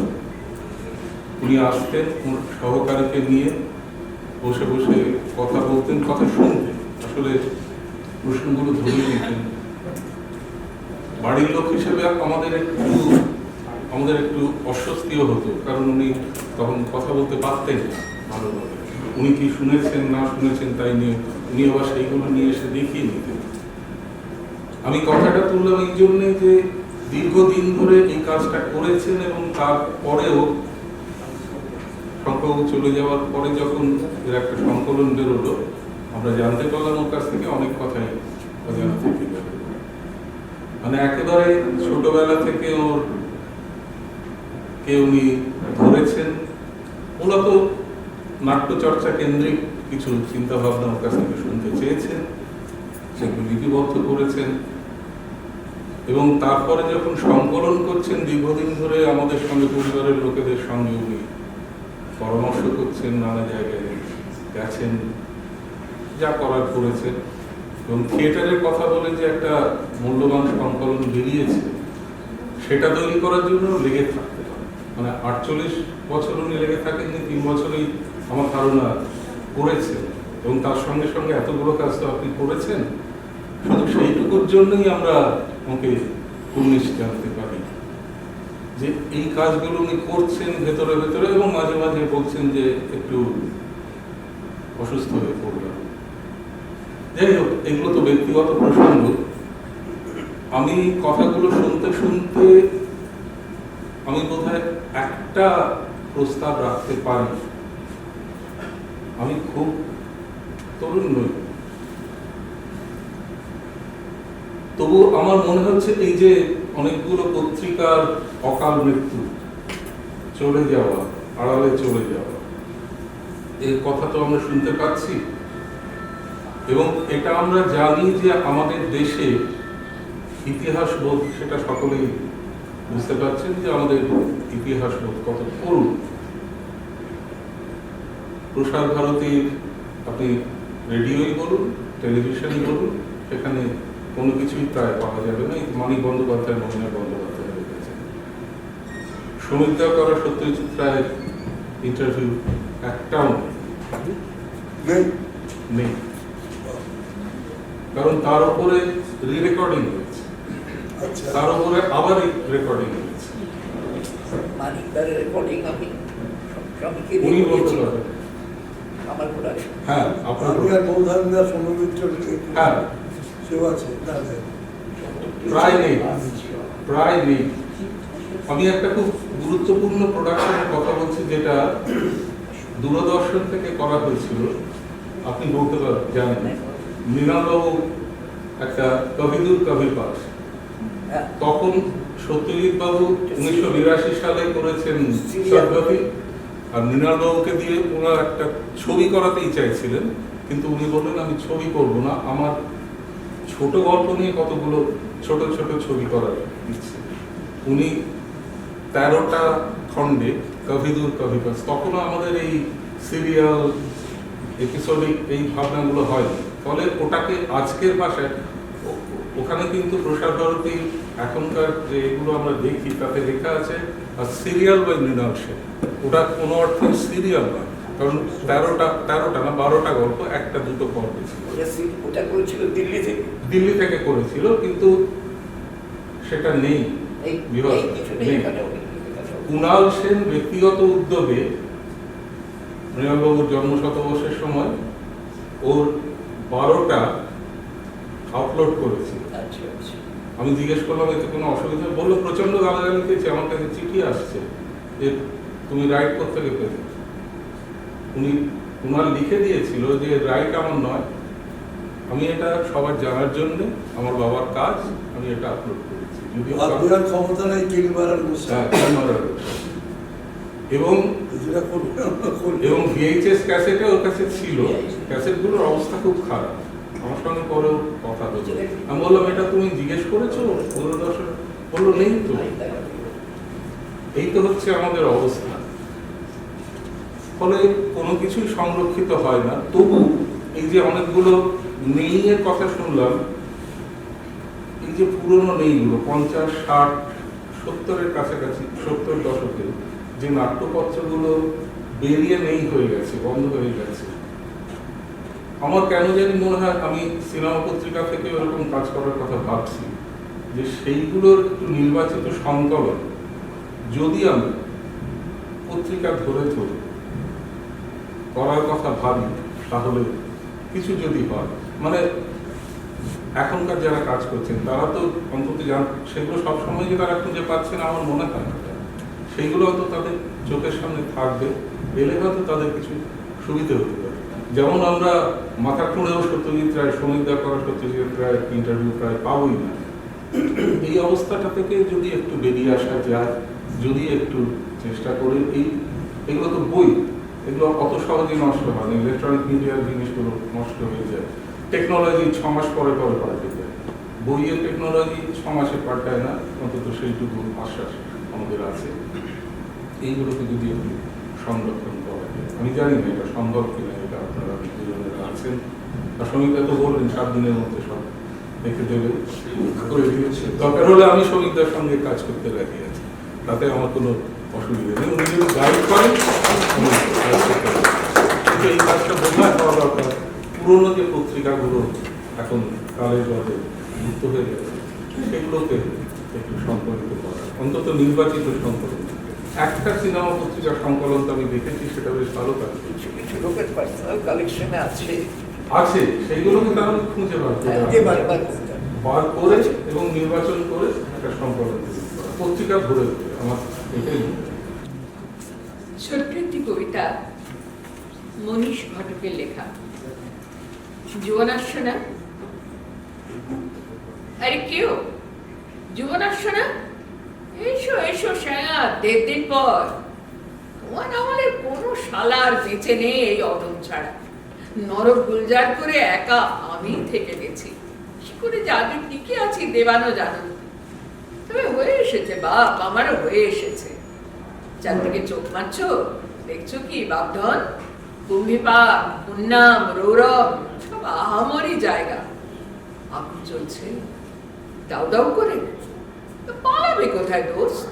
যেদিক দিয়ে শর্টকাটে যাবে ঘাড় মটকাবার জন্য হাজির আছে জমদূতেরা, জ্যান্ত শিক্ষাবাদ করে ছেড়ে দেবে। মজা কি জানো সানা, আগুন জ্বালছি, জিয়ে রাখছি, তুমি আমি, পড়াচ্ছি পড়ছি, তুমি আমি, আমরা আমাদের।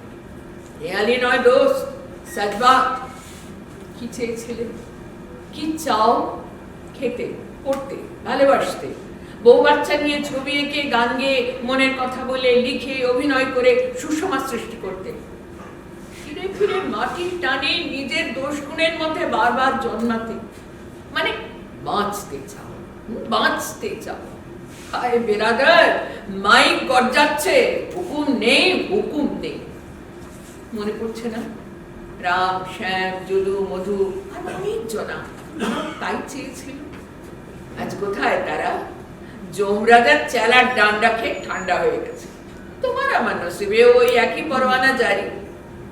তবু দোস্ত, ডরো মত, বুক বাঁধো, এগো।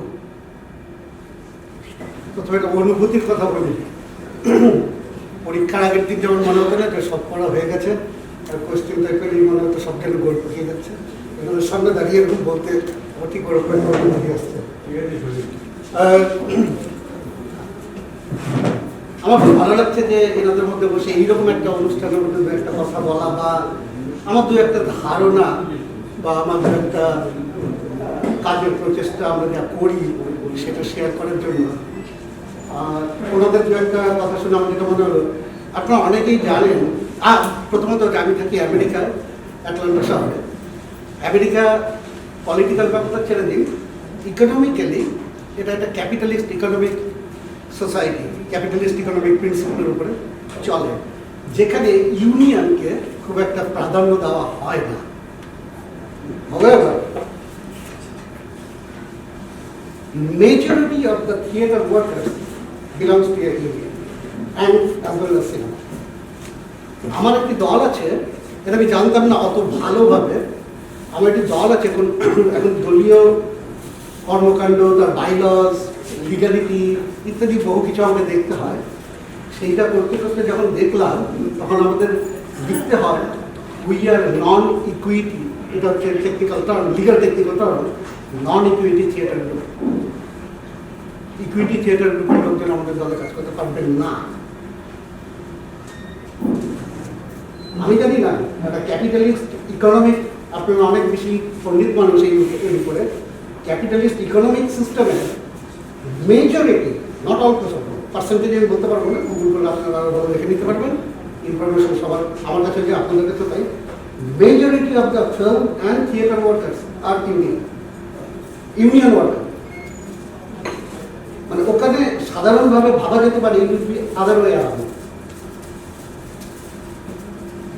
শ্রমিকদের মধ্যে ইউনিয়ন আছে, কম নেই তা নয়, অনেকটা আছে, কিন্তু মেজরিটি অফ দ্য, তাহলে এটা কী করা হয়? আপনি যেটা বলছিলেন শুনতে শুনতে মনে হচ্ছিল যে ভারতবর্ষ তো at the end of the day একটা সোশ্যালিস্ট ফ্রেমওয়ার্কে চলে, সেখানে তার ইউনিয়ন হবে যদি করতে চান। কিন্তু সেটা করতে গেলে কী করতে হয় সে আমি জানি না। এনিহাউ, আরেকটি বিষয় শুনলাম যে আপনারা অনেকেই বলছেন আমরা যেন 6 মাসে একবার করে মিট করি।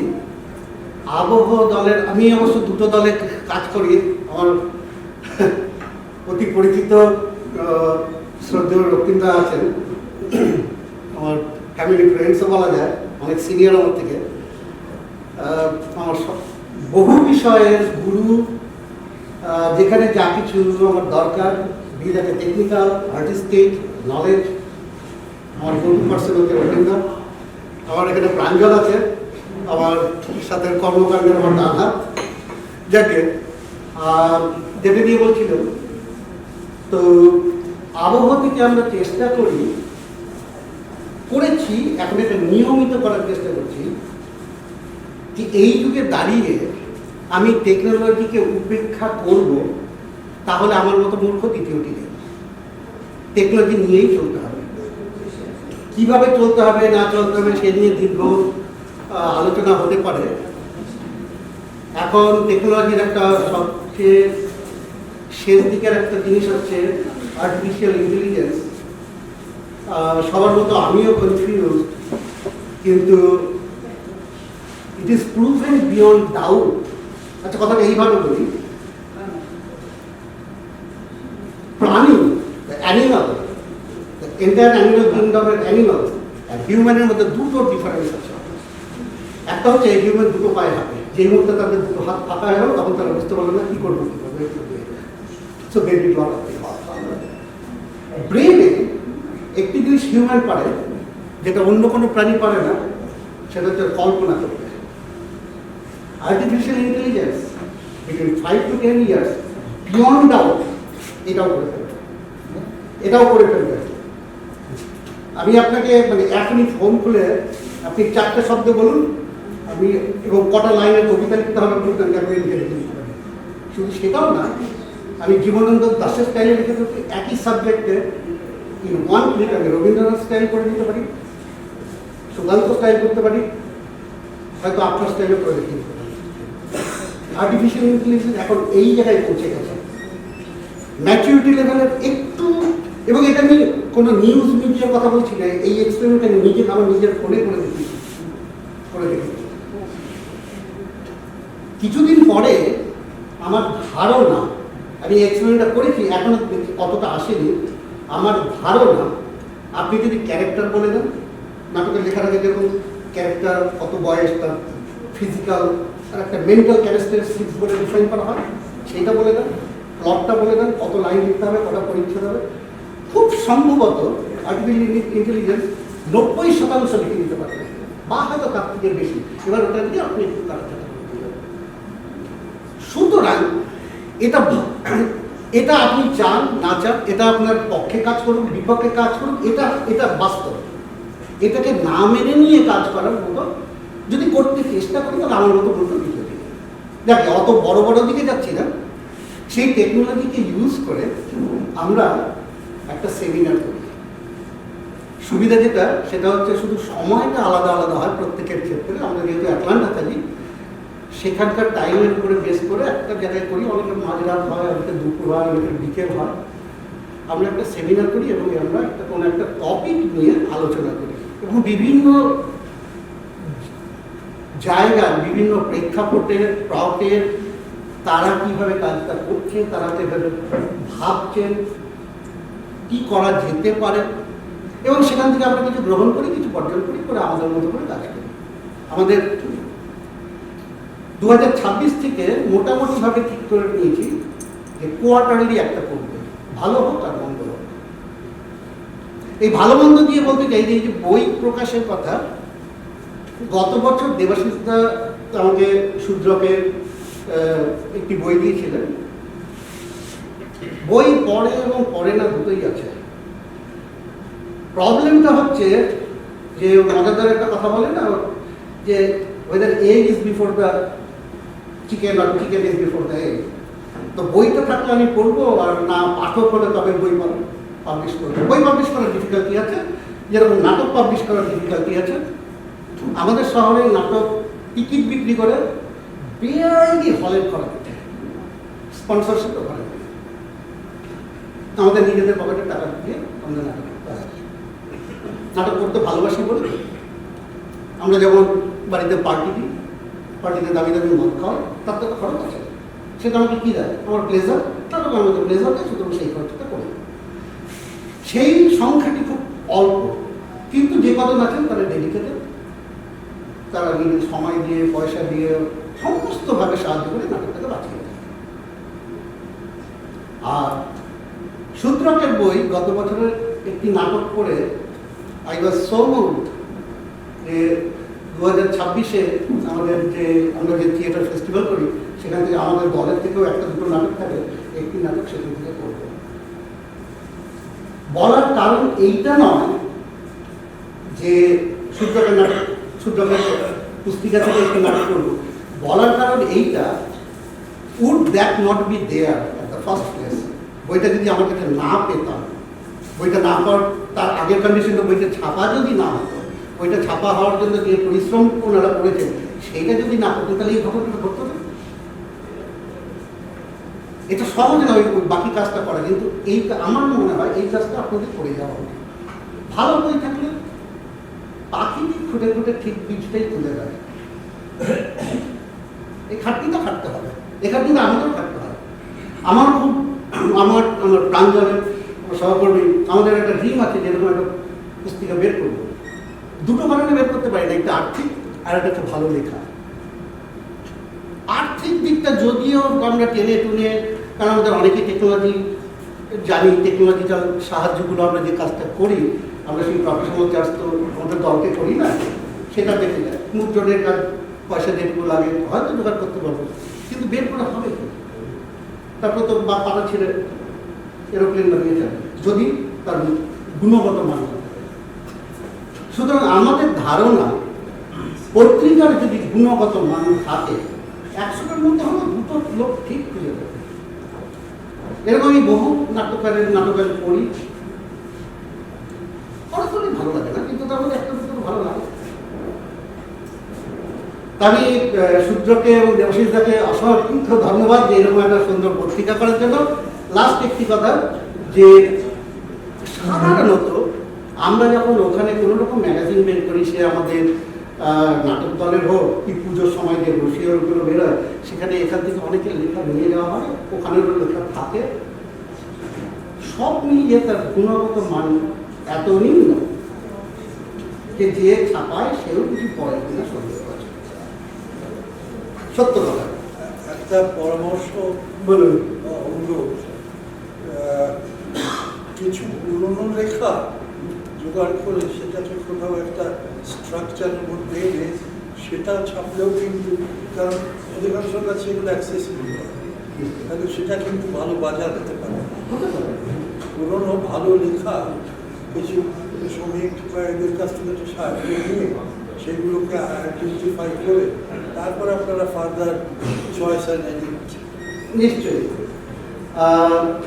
খুব মানে ভালো ম্যাটেরিয়াল পাবেন। শুধু তাই না, মানে এই নিয়ে আলোচনা করলে আলোচনাটা দীর্ঘ হবে, অনেকেই ব্যস্ত এবং হয়তো এর বেশি এই মুহূর্তে নয়।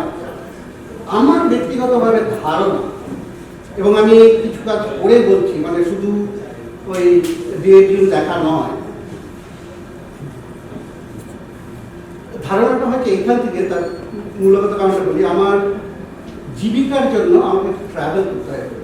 সোমবারে বেরোই, বৃহস্পতিবারে বেরোই, সব বছরে অন্তত 40টা সপ্তাহ। আমার যতগুলো, সবগুলো না প্রায় অনেকগুলো এই ধরনের কাজ আমি করি যখন হোটেল। সাংসারিক চাপ নেই, দুটো কল করে দিলাম, দায়িত্বমুক্ত, খাওয়া দাওয়ার পরে এবার করব, তখন বসে লেখা, ছবি আঁকা ইত্যাদি ইত্যাদি অনেক কিছু এই কাজগুলো হয়।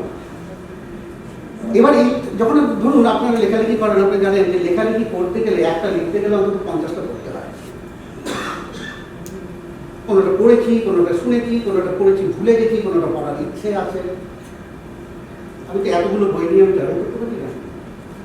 আমার কম্পিউটার সব থাকে, রবীন্দ্রনাথের রমণী থেকে বঙ্কিম, নজরুল, শ্রীকান্ত, ইউ নেম। কিছু আছে লিগালি পাবলিশ, কিছু আছে পিডিএফ করে কেউ পাবলিশ করে দিয়েছে, এবং আমার দ্বিধা নেই, আমি যদি পাই, যদি কেউ লিগালি পাবলিশ করে আমি সাবস্ক্রাইব করতে রাজি আছি। তো অনেক কিছু সাবস্ক্রাইব করি, আমাদের মতো অনেকে অনেক কিছু সাবস্ক্রাইব করি, গানের জন্য সাবস্ক্রাইব করি, আমি বইয়ের জন্য সাবস্ক্রাইব করি। তো এইটা করতে করতে দেখেছি যে যে সিচুয়েশনে যাচ্ছে, এই যে আপনি পাবলিকেশনের কথা বললেন, এটার সাথে যদি একটা ডিজিটাল পাবলিকেশন থাকে তার রিচটা কিন্তু অনেক সহজ এবং অনেক দূরে যেতে পারে, সহজ। এখানে এত লোক লিখেছেন, উনি কী করে পাঠাবেন এত লোককে? পাঠানোর খরচ তো বইয়ের ছাপানোর খরচ থেকে অনেক বেশি, কিন্তু ডিজিটালি করে দিলে তাকে একটা পাঠাতে পারে। তখন লিমিটেশনটা, ফিজিক্যাল লিমিটেশনটা, জিওগ্রাফিক লিমিটেশনটা থাকে না। এখন এই নিয়ে আবার মাফ করবেন, প্রাচীনপন্থীদের একটা আছে যে ছাপা করে না হলে তো বই হলো না। ছাপাটা যে পরিবর্তন হয়ে গেছে, তাল কথা থেকে কাগজটা মেনে গেছেন, কাগজটা থেকে কম্পিউটারটা মানতে পারছেন না, এইটা একটা দুঃখ থেকেই যায়। যাই হোক, সবাইকে ধন্যবাদ যত্ন নিয়ে আমার চারটা কথা শোনার জন্য। খুব ভালো লাগলো। যাদের নাটক দেখে বড় হয়েছি তাদের সামনে এরকমভাবে কোনোদিন যে কিছু বলবো সেটা কখনো ভাবি না। এটা দুঃসম্মত নয়, কিন্তু এটা সম্ভব হয়েছে একমাত্র সূত্রকের জন্য এবং দেবাশিস কাকুর জন্য। সেজন্য সূত্রক এবং দেবাশিস কাকুকে অসংখ্য অসংখ্য ধন্যবাদ।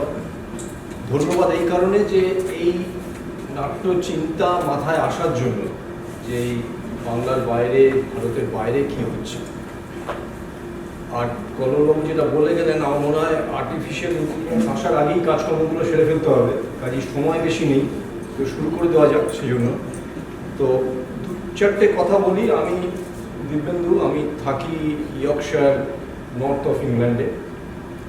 আমাদের যে নাট্য চিন্তা রয়েছে তার প্রমাণ এই লোটা পুরো ইয়র্কশায়ার রিপ্রেজেন্ট করছে।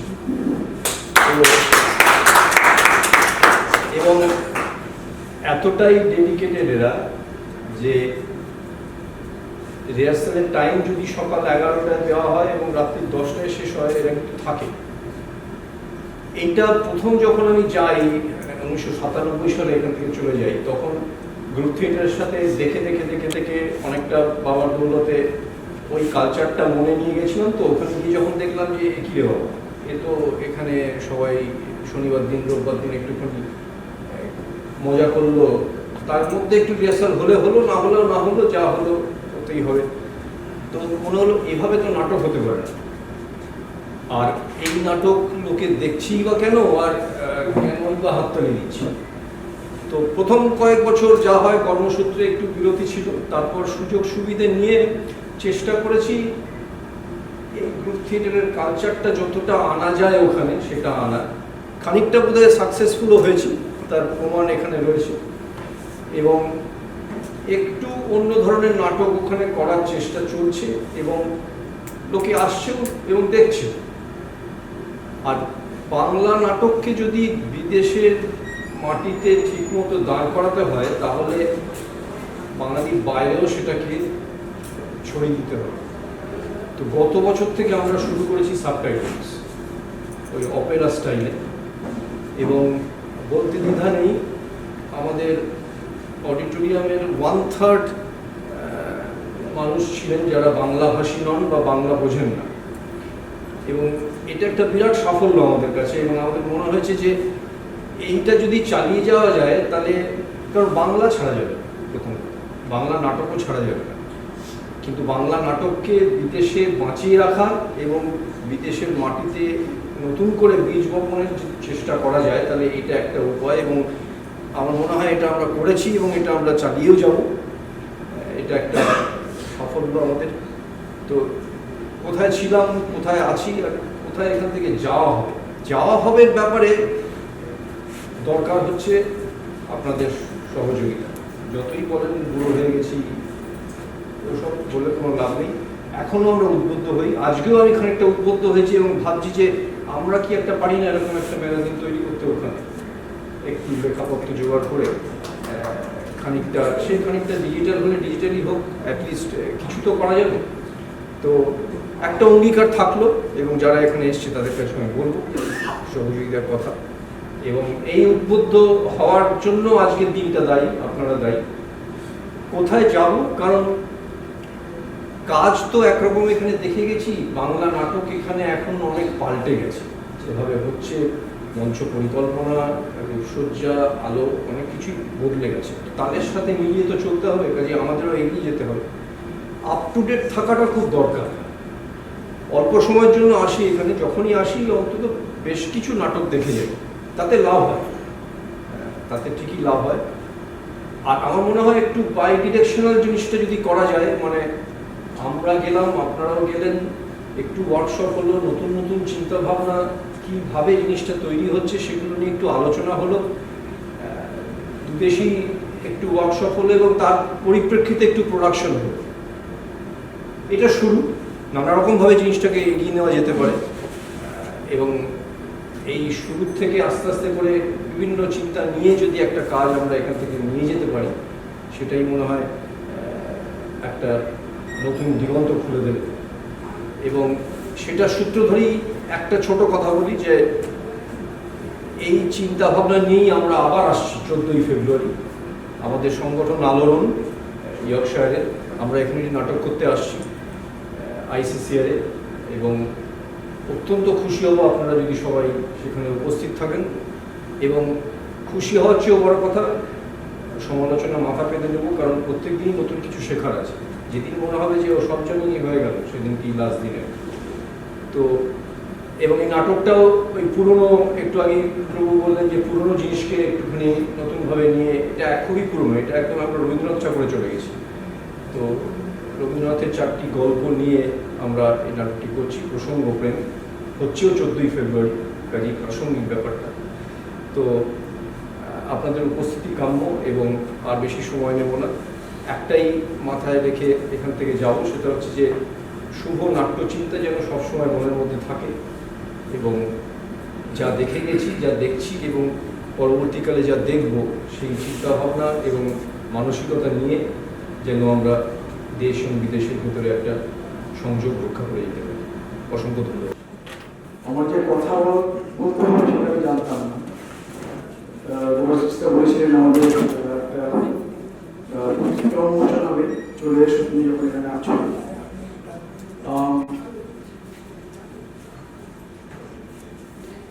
আমি আটলান্টা শহরে থাকি, সেখানে থাকি। সেখানে আমরা একটা আজ থেকে 15 বছর আগে, 16 বছর আগে আটলান্টা থিয়েটার ওয়ার্কশপ নামে একটি নাট্য প্রতিষ্ঠান তৈরি করি এবং আমাদের একটাই উদ্দেশ্য ছিল যে আমরা ভালো নাটক করব এবং ভালো নাটক করতে এমন নাটক করব যাতে লোকে শাহরুখ খানের ছবি না দেখে আমাদের নাটক দেখতে আসে বা দেখেও আমাদের নাটক দেখতে আসে। কারণ কলরের সঙ্গে একটু ডিফার করবো। আমরা যখন জানি সেটা এই নাট্য প্রতিষ্ঠানে পড়ি, আমরা বলেছিলাম যে it has to B self sustain, অর্থাৎ আমরা টিকিট বিক্রি করি, লোকে দেখতে আসবে, যেই টাকা উঠবে সেই টাকা দিয়ে আমরা নাট্য প্রতিষ্ঠান চালাবো। আমরা কোনো স্পন্সরশিপে যাবো না, আমরা কোনো ডোনেশনের মধ্যে যাবো না, টিকিট সেলের মাধ্যমে। এবং আমাদের 20তম প্রোডাকশন ছিল রক্তকরণী, বছরে আমরা মার্চ মাসে করেছি এবং সেই নাটকটা যখন আমরা করেছি তখনও এই নাটকটা করার সময় আমরা 3টে স্পন্সরশিপ নিয়েছিলাম, অ্যাডভার্টাইজমেন্ট নিয়েছিলাম পোশাকটা পাবলিশ করার জন্য, নাটকের জন্য নয়, কিন্তু চাকরি রিকভার করার জন্য। অনেকগুলো আলোচনা চলছিল। আমি আটলান্টা থিয়েটার ওয়ার্কশপের থিয়েটার ডিরেক্টর, কিন্তু আমি অ্যাক্সিডেন্টাল আমি নাটক ডিরেক্ট করবো আমেরিকায় বসে কোনোদিন ভাবিনি, এটা আমার প্ল্যানের মধ্যে ছিল। আমি মিউজিশিয়ান, অবস্থা চলে গেলেন, উনি আমার অলরেডি কলকাতা স্টেশন থেকে প্রচার করা ব্রহ্মগীতির উপরে আমার লেখা আমি দেখার জন্য প্রকাশ করেছি। তো তাই আমি যেটা করি, অনেকটা তাগিদে, ভালো নাটক দেখার তাগিদে ভালো নাটক করার চেষ্টা করেছি।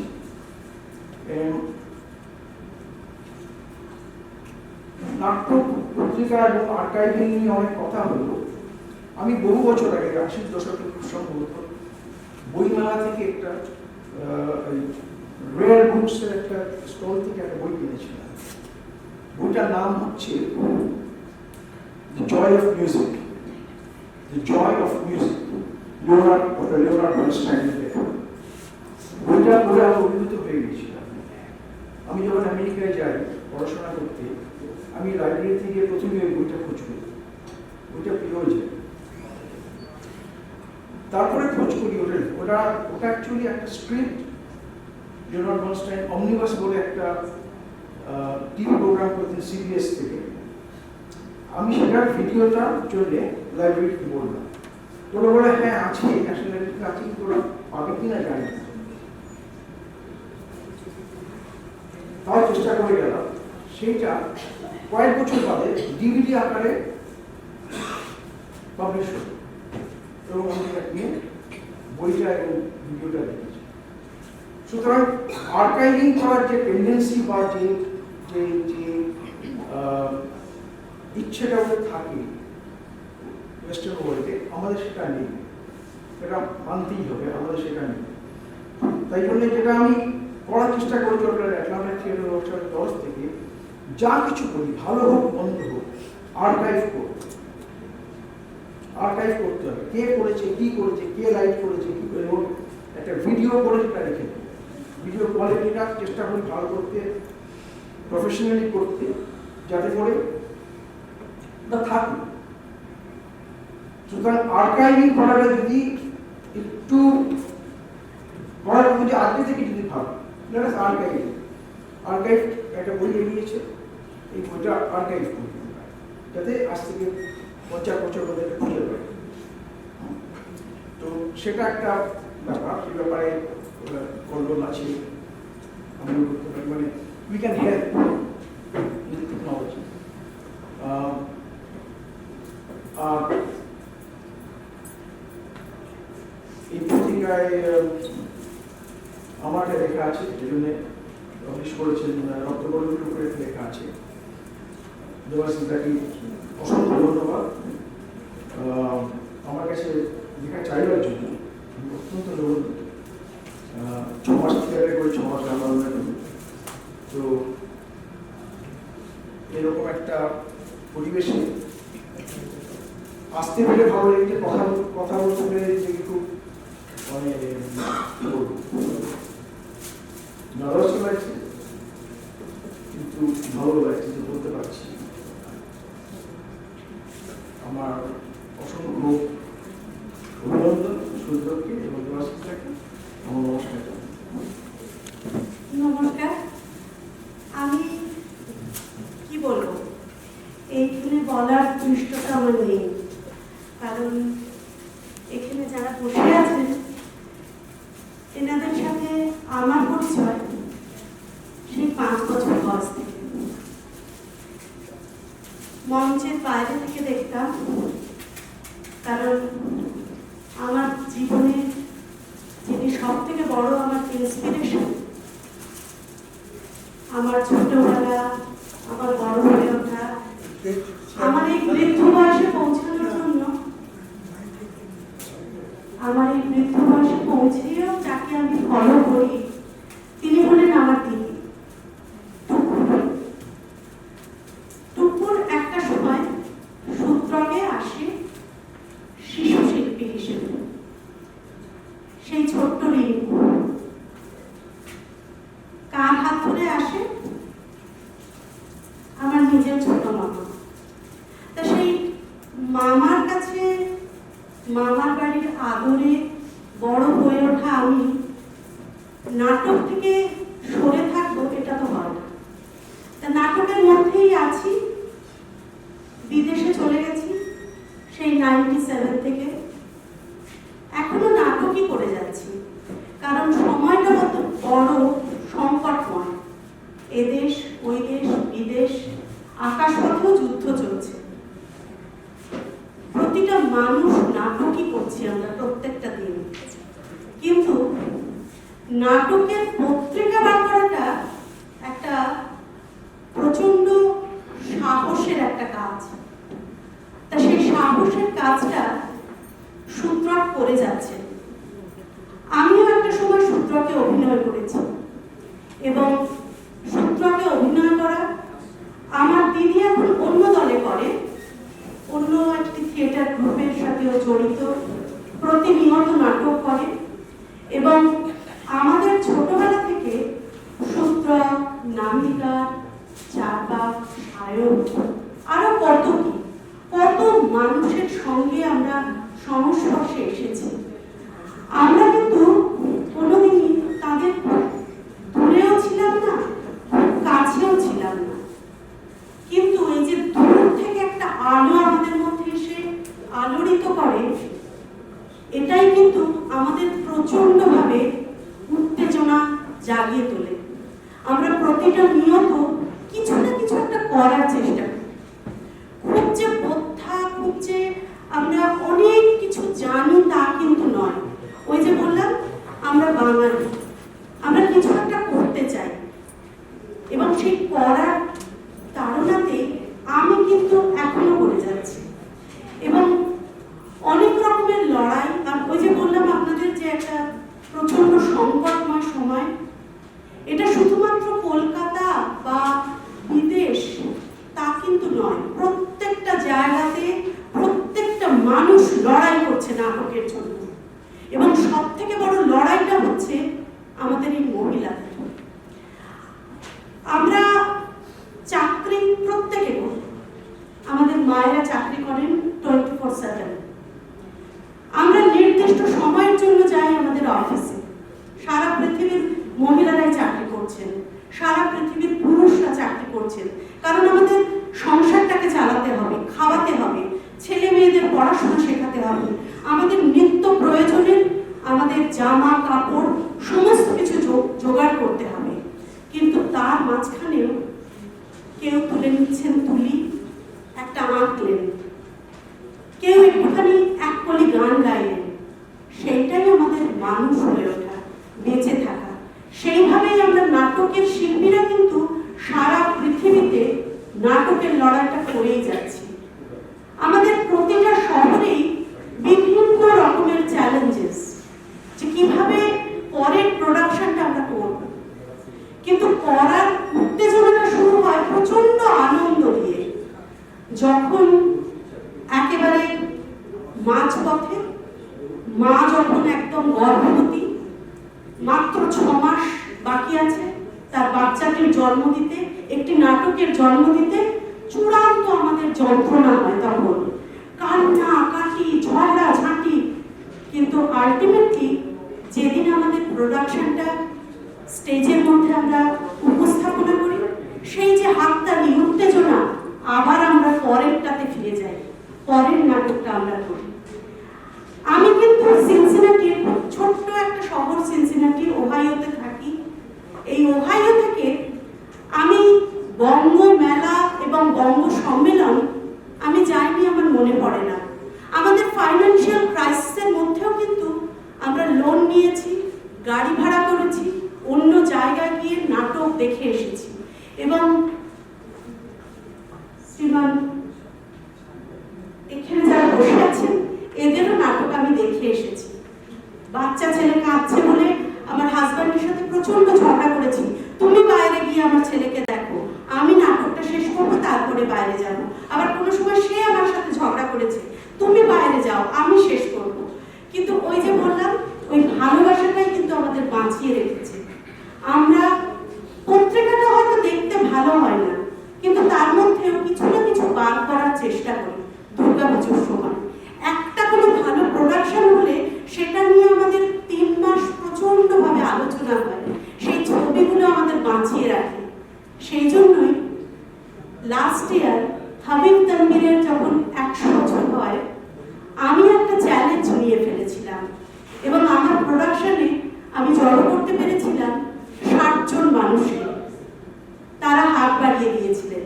ওই যে বললাম নাটকটাই আমায় বাঁচিয়ে রেখেছিল এবং 60 জনকে নিয়ে সেই প্রোডাকশনটা আমি শিকাগোতে গিয়েও কিন্তু প্রোডাকশনটা করে এসেছিলাম এবং সাকসেসফুল প্রোডাকশন। তারপরে দলকে এখন ডিসমিস করে দিয়েছি, আবার নতুন করে কিছু ভাববো। নাটক আমি ছাড়িনি, বাংলার নাটক এখনো ছাড়িনি, দুর্গাপূজার মঞ্চে করার চেষ্টা করি, কিন্তু ওই যে বললাম নাটকটা করছি অন্য ভাষাতেও মানুষকে এক জায়গায় জড়ো করার ইচ্ছাতে, কারণ নাটকটাকে চালিয়ে যাব। এই যে রোড আমি দেখতে পাচ্ছি, I am very inspired. Maybe next ইয়ারে যখন সূত্রকের আরেকটি পত্রিকার উদ্বোধন হবে, তখন আমার দলের সব মানুষ সেখানে বসবে। আমি সূত্রকে অনেক অনেক অভিনন্দন জানাচ্ছি। আজকে এখানে বহু পুরনো মানুষ যাদের পায়ে হাত দিয়ে আমি প্রণাম করতাম, ভালোবাসতাম, তাদের স্নেহে আজকে আমি এখানে এসে দাঁড়িয়ে আছি। এখানে একটা কথা বলতে চাই, এখানে গৌতম চৌধুরী আছেন। এই গৌতম চৌধুরী এবং গৌরী মাসি আমাদের চলে গেছেন কয়েকদিন আগে। এই গৌতম চৌধুরী, শ্রী দেবাশিস মজুমদার আমার ছোট মামা, দিদি এবং আমার মাইমা শ্রীমতী ইন্দ্রাণী মৈত্র, এনাদের থেকে অনেক কিছু আমি শিখেছি। তোমাদের কাছে আমি অনেক অনেক ধন্যবাদ জানাচ্ছি যে আজকে আমাকে এই সুযোগটা করে দেওয়ার জন্য। আমার এই এতদিনের জার্নির ছোট্ট একটুখানি ঝলক তোমাদের সাথে আমি শেয়ার করতে পারলাম। সবাইকে অনেক ধন্যবাদ জানাচ্ছি। শূদ্রকের তরফ থেকে ধন্যবাদ জ্ঞাপন করবেন শ্রী দেবাশিস মজুমদার। উপস্থিত সকলকে ধন্যবাদ, কৃতজ্ঞতা। একটা ভালো লাগছে এখানে যারা বসে আছেন। একটা কথা বলে নিই, যেমন রুদ্ররা বসে আছেন, আমার ভালো লাগছে এই কারণে যে আমাকে যারা স্নেহ করতেন আমার অল্প বয়সে, দুজন মানুষের কথা বলবো, রুদ্রদা আর মোহিত চট্টোপাধ্যায়। দুজনেই ছিলেন প্রচণ্ড বিরোধী পত্রিকা প্রকাশের ক্ষেত্রে, কারণ ওরা মনে করতেন আমার সময় অপচয় করছি কোনো একটা ভালো পরিশ্রম না করে এই পত্রিকা প্রকাশের ক্ষেত্রে। সুতরাং সেই দুজনই আজকে রুদ্রদা আছেন, আমার সে কারণে আরও ভালো লাগছে। বইটা দেখে গেছে। আর এখানে বিভাগটা যেটা বললেন প্রথম থেকে, মানে আমাদের যদি কি বলবো 10টা পত্রিকা বেরিয়ে থাকে, তার 8টাতে বিভাগদার লেখা। বিভাগদার লেখা যেমন চেয়েছি, করোনার মধ্যেই আমাকে ফোন করে বলেছেন কি করছো, পত্রিকা কবে বেরোবে? আমি তো নাটক লিখে ফেলেছি, পাঠিয়ে দিচ্ছি। আমরা সেবারে বাংলা নাটক ছাপবো কি ছাপবো না ঠিক করতে পারিনি। নাটকটা পড়ার পর এতটাই উত্তেজিত হয়েছিলাম, যোগেন চৌধুরী ইত্যাদি সব মিলিয়ে টিলিয়ে একটা আলাদা বাংলা সংখ্যায় করে ফেলেছিলাম, যেটাকে আমরা সমৃদ্ধ হয়েছিলাম এই কারণে। যেমন বিভাগদার নাটকটা যোগেন চৌধুরী ছবি এঁকেছিলেন, আমরা খুঁজে পেয়েছিলাম একটা স্প্যানিশ নাটক, যে স্প্যানিশ নাটকটা তরুণ ঘটক অনুবাদ করেছিলেন, তার ছবি এঁকেছিলেন সালারা দানি। ফলে সেইটাই আমরা পত্রিকাটা প্রকাশ করতে পেরেছিলাম। এটা আমাদের প্রাপ্তি। বিভাগদা সেইভাবে আমাদের সমৃদ্ধ করে গেছেন পত্রিকা। আর শ্রমিকদা আজকে যেটা বললেন, এবং শ্রমিকদার ক্ষেত্রে আমাকে এটা বলতেই হয় যে আমাদের বহু সংখ্যা বেরিয়েছে, যে সংখ্যাগুলোর হালকাভাবে কখনো পরামর্শ নতুন করে শ্রমিকদা কিন্তু আমাদের পথ দেখিয়েছেন। যেমন আমি বলছি, আমরা উৎপল দত্ত মারা যাবার পর আমাদের পক্ষে সম্ভব ছিল না, কিন্তু তার স্মারক হিসেবে আমরা যে প্রপত্র প্রকাশ করি, সেখানে তার কবিতা এবং তার একটা দীর্ঘ সাক্ষাৎকার বার করতে পেরেছিলাম শ্রমিকদার জন্যই। শ্রমিকদাই সেটা দিয়েছিলেন। আবার এরকমও বলেছেন তোমরা এতে যাও, লালবাজার গিয়ে যোগাযোগ করো। তখন লালবাজারের যে দায়িত্ব ছিলেন তার সঙ্গে একটু যোগাযোগের সম্ভাবনা ছিল, তাকে গিয়ে বলাতে সেইখানে মহাফেজখানা থেকে বার করে আমরা নাটক ছেপেছি। সেই নাটকের মধ্যে একটি হচ্ছে অমরেন্দ্রনাথ দত্তের অপ্রকাশিত একটি নাটক, যেটা আগে কখনো ছাপা হয়নি, ওই স্ক্রিপ্টে নাম লেখা ছিল না।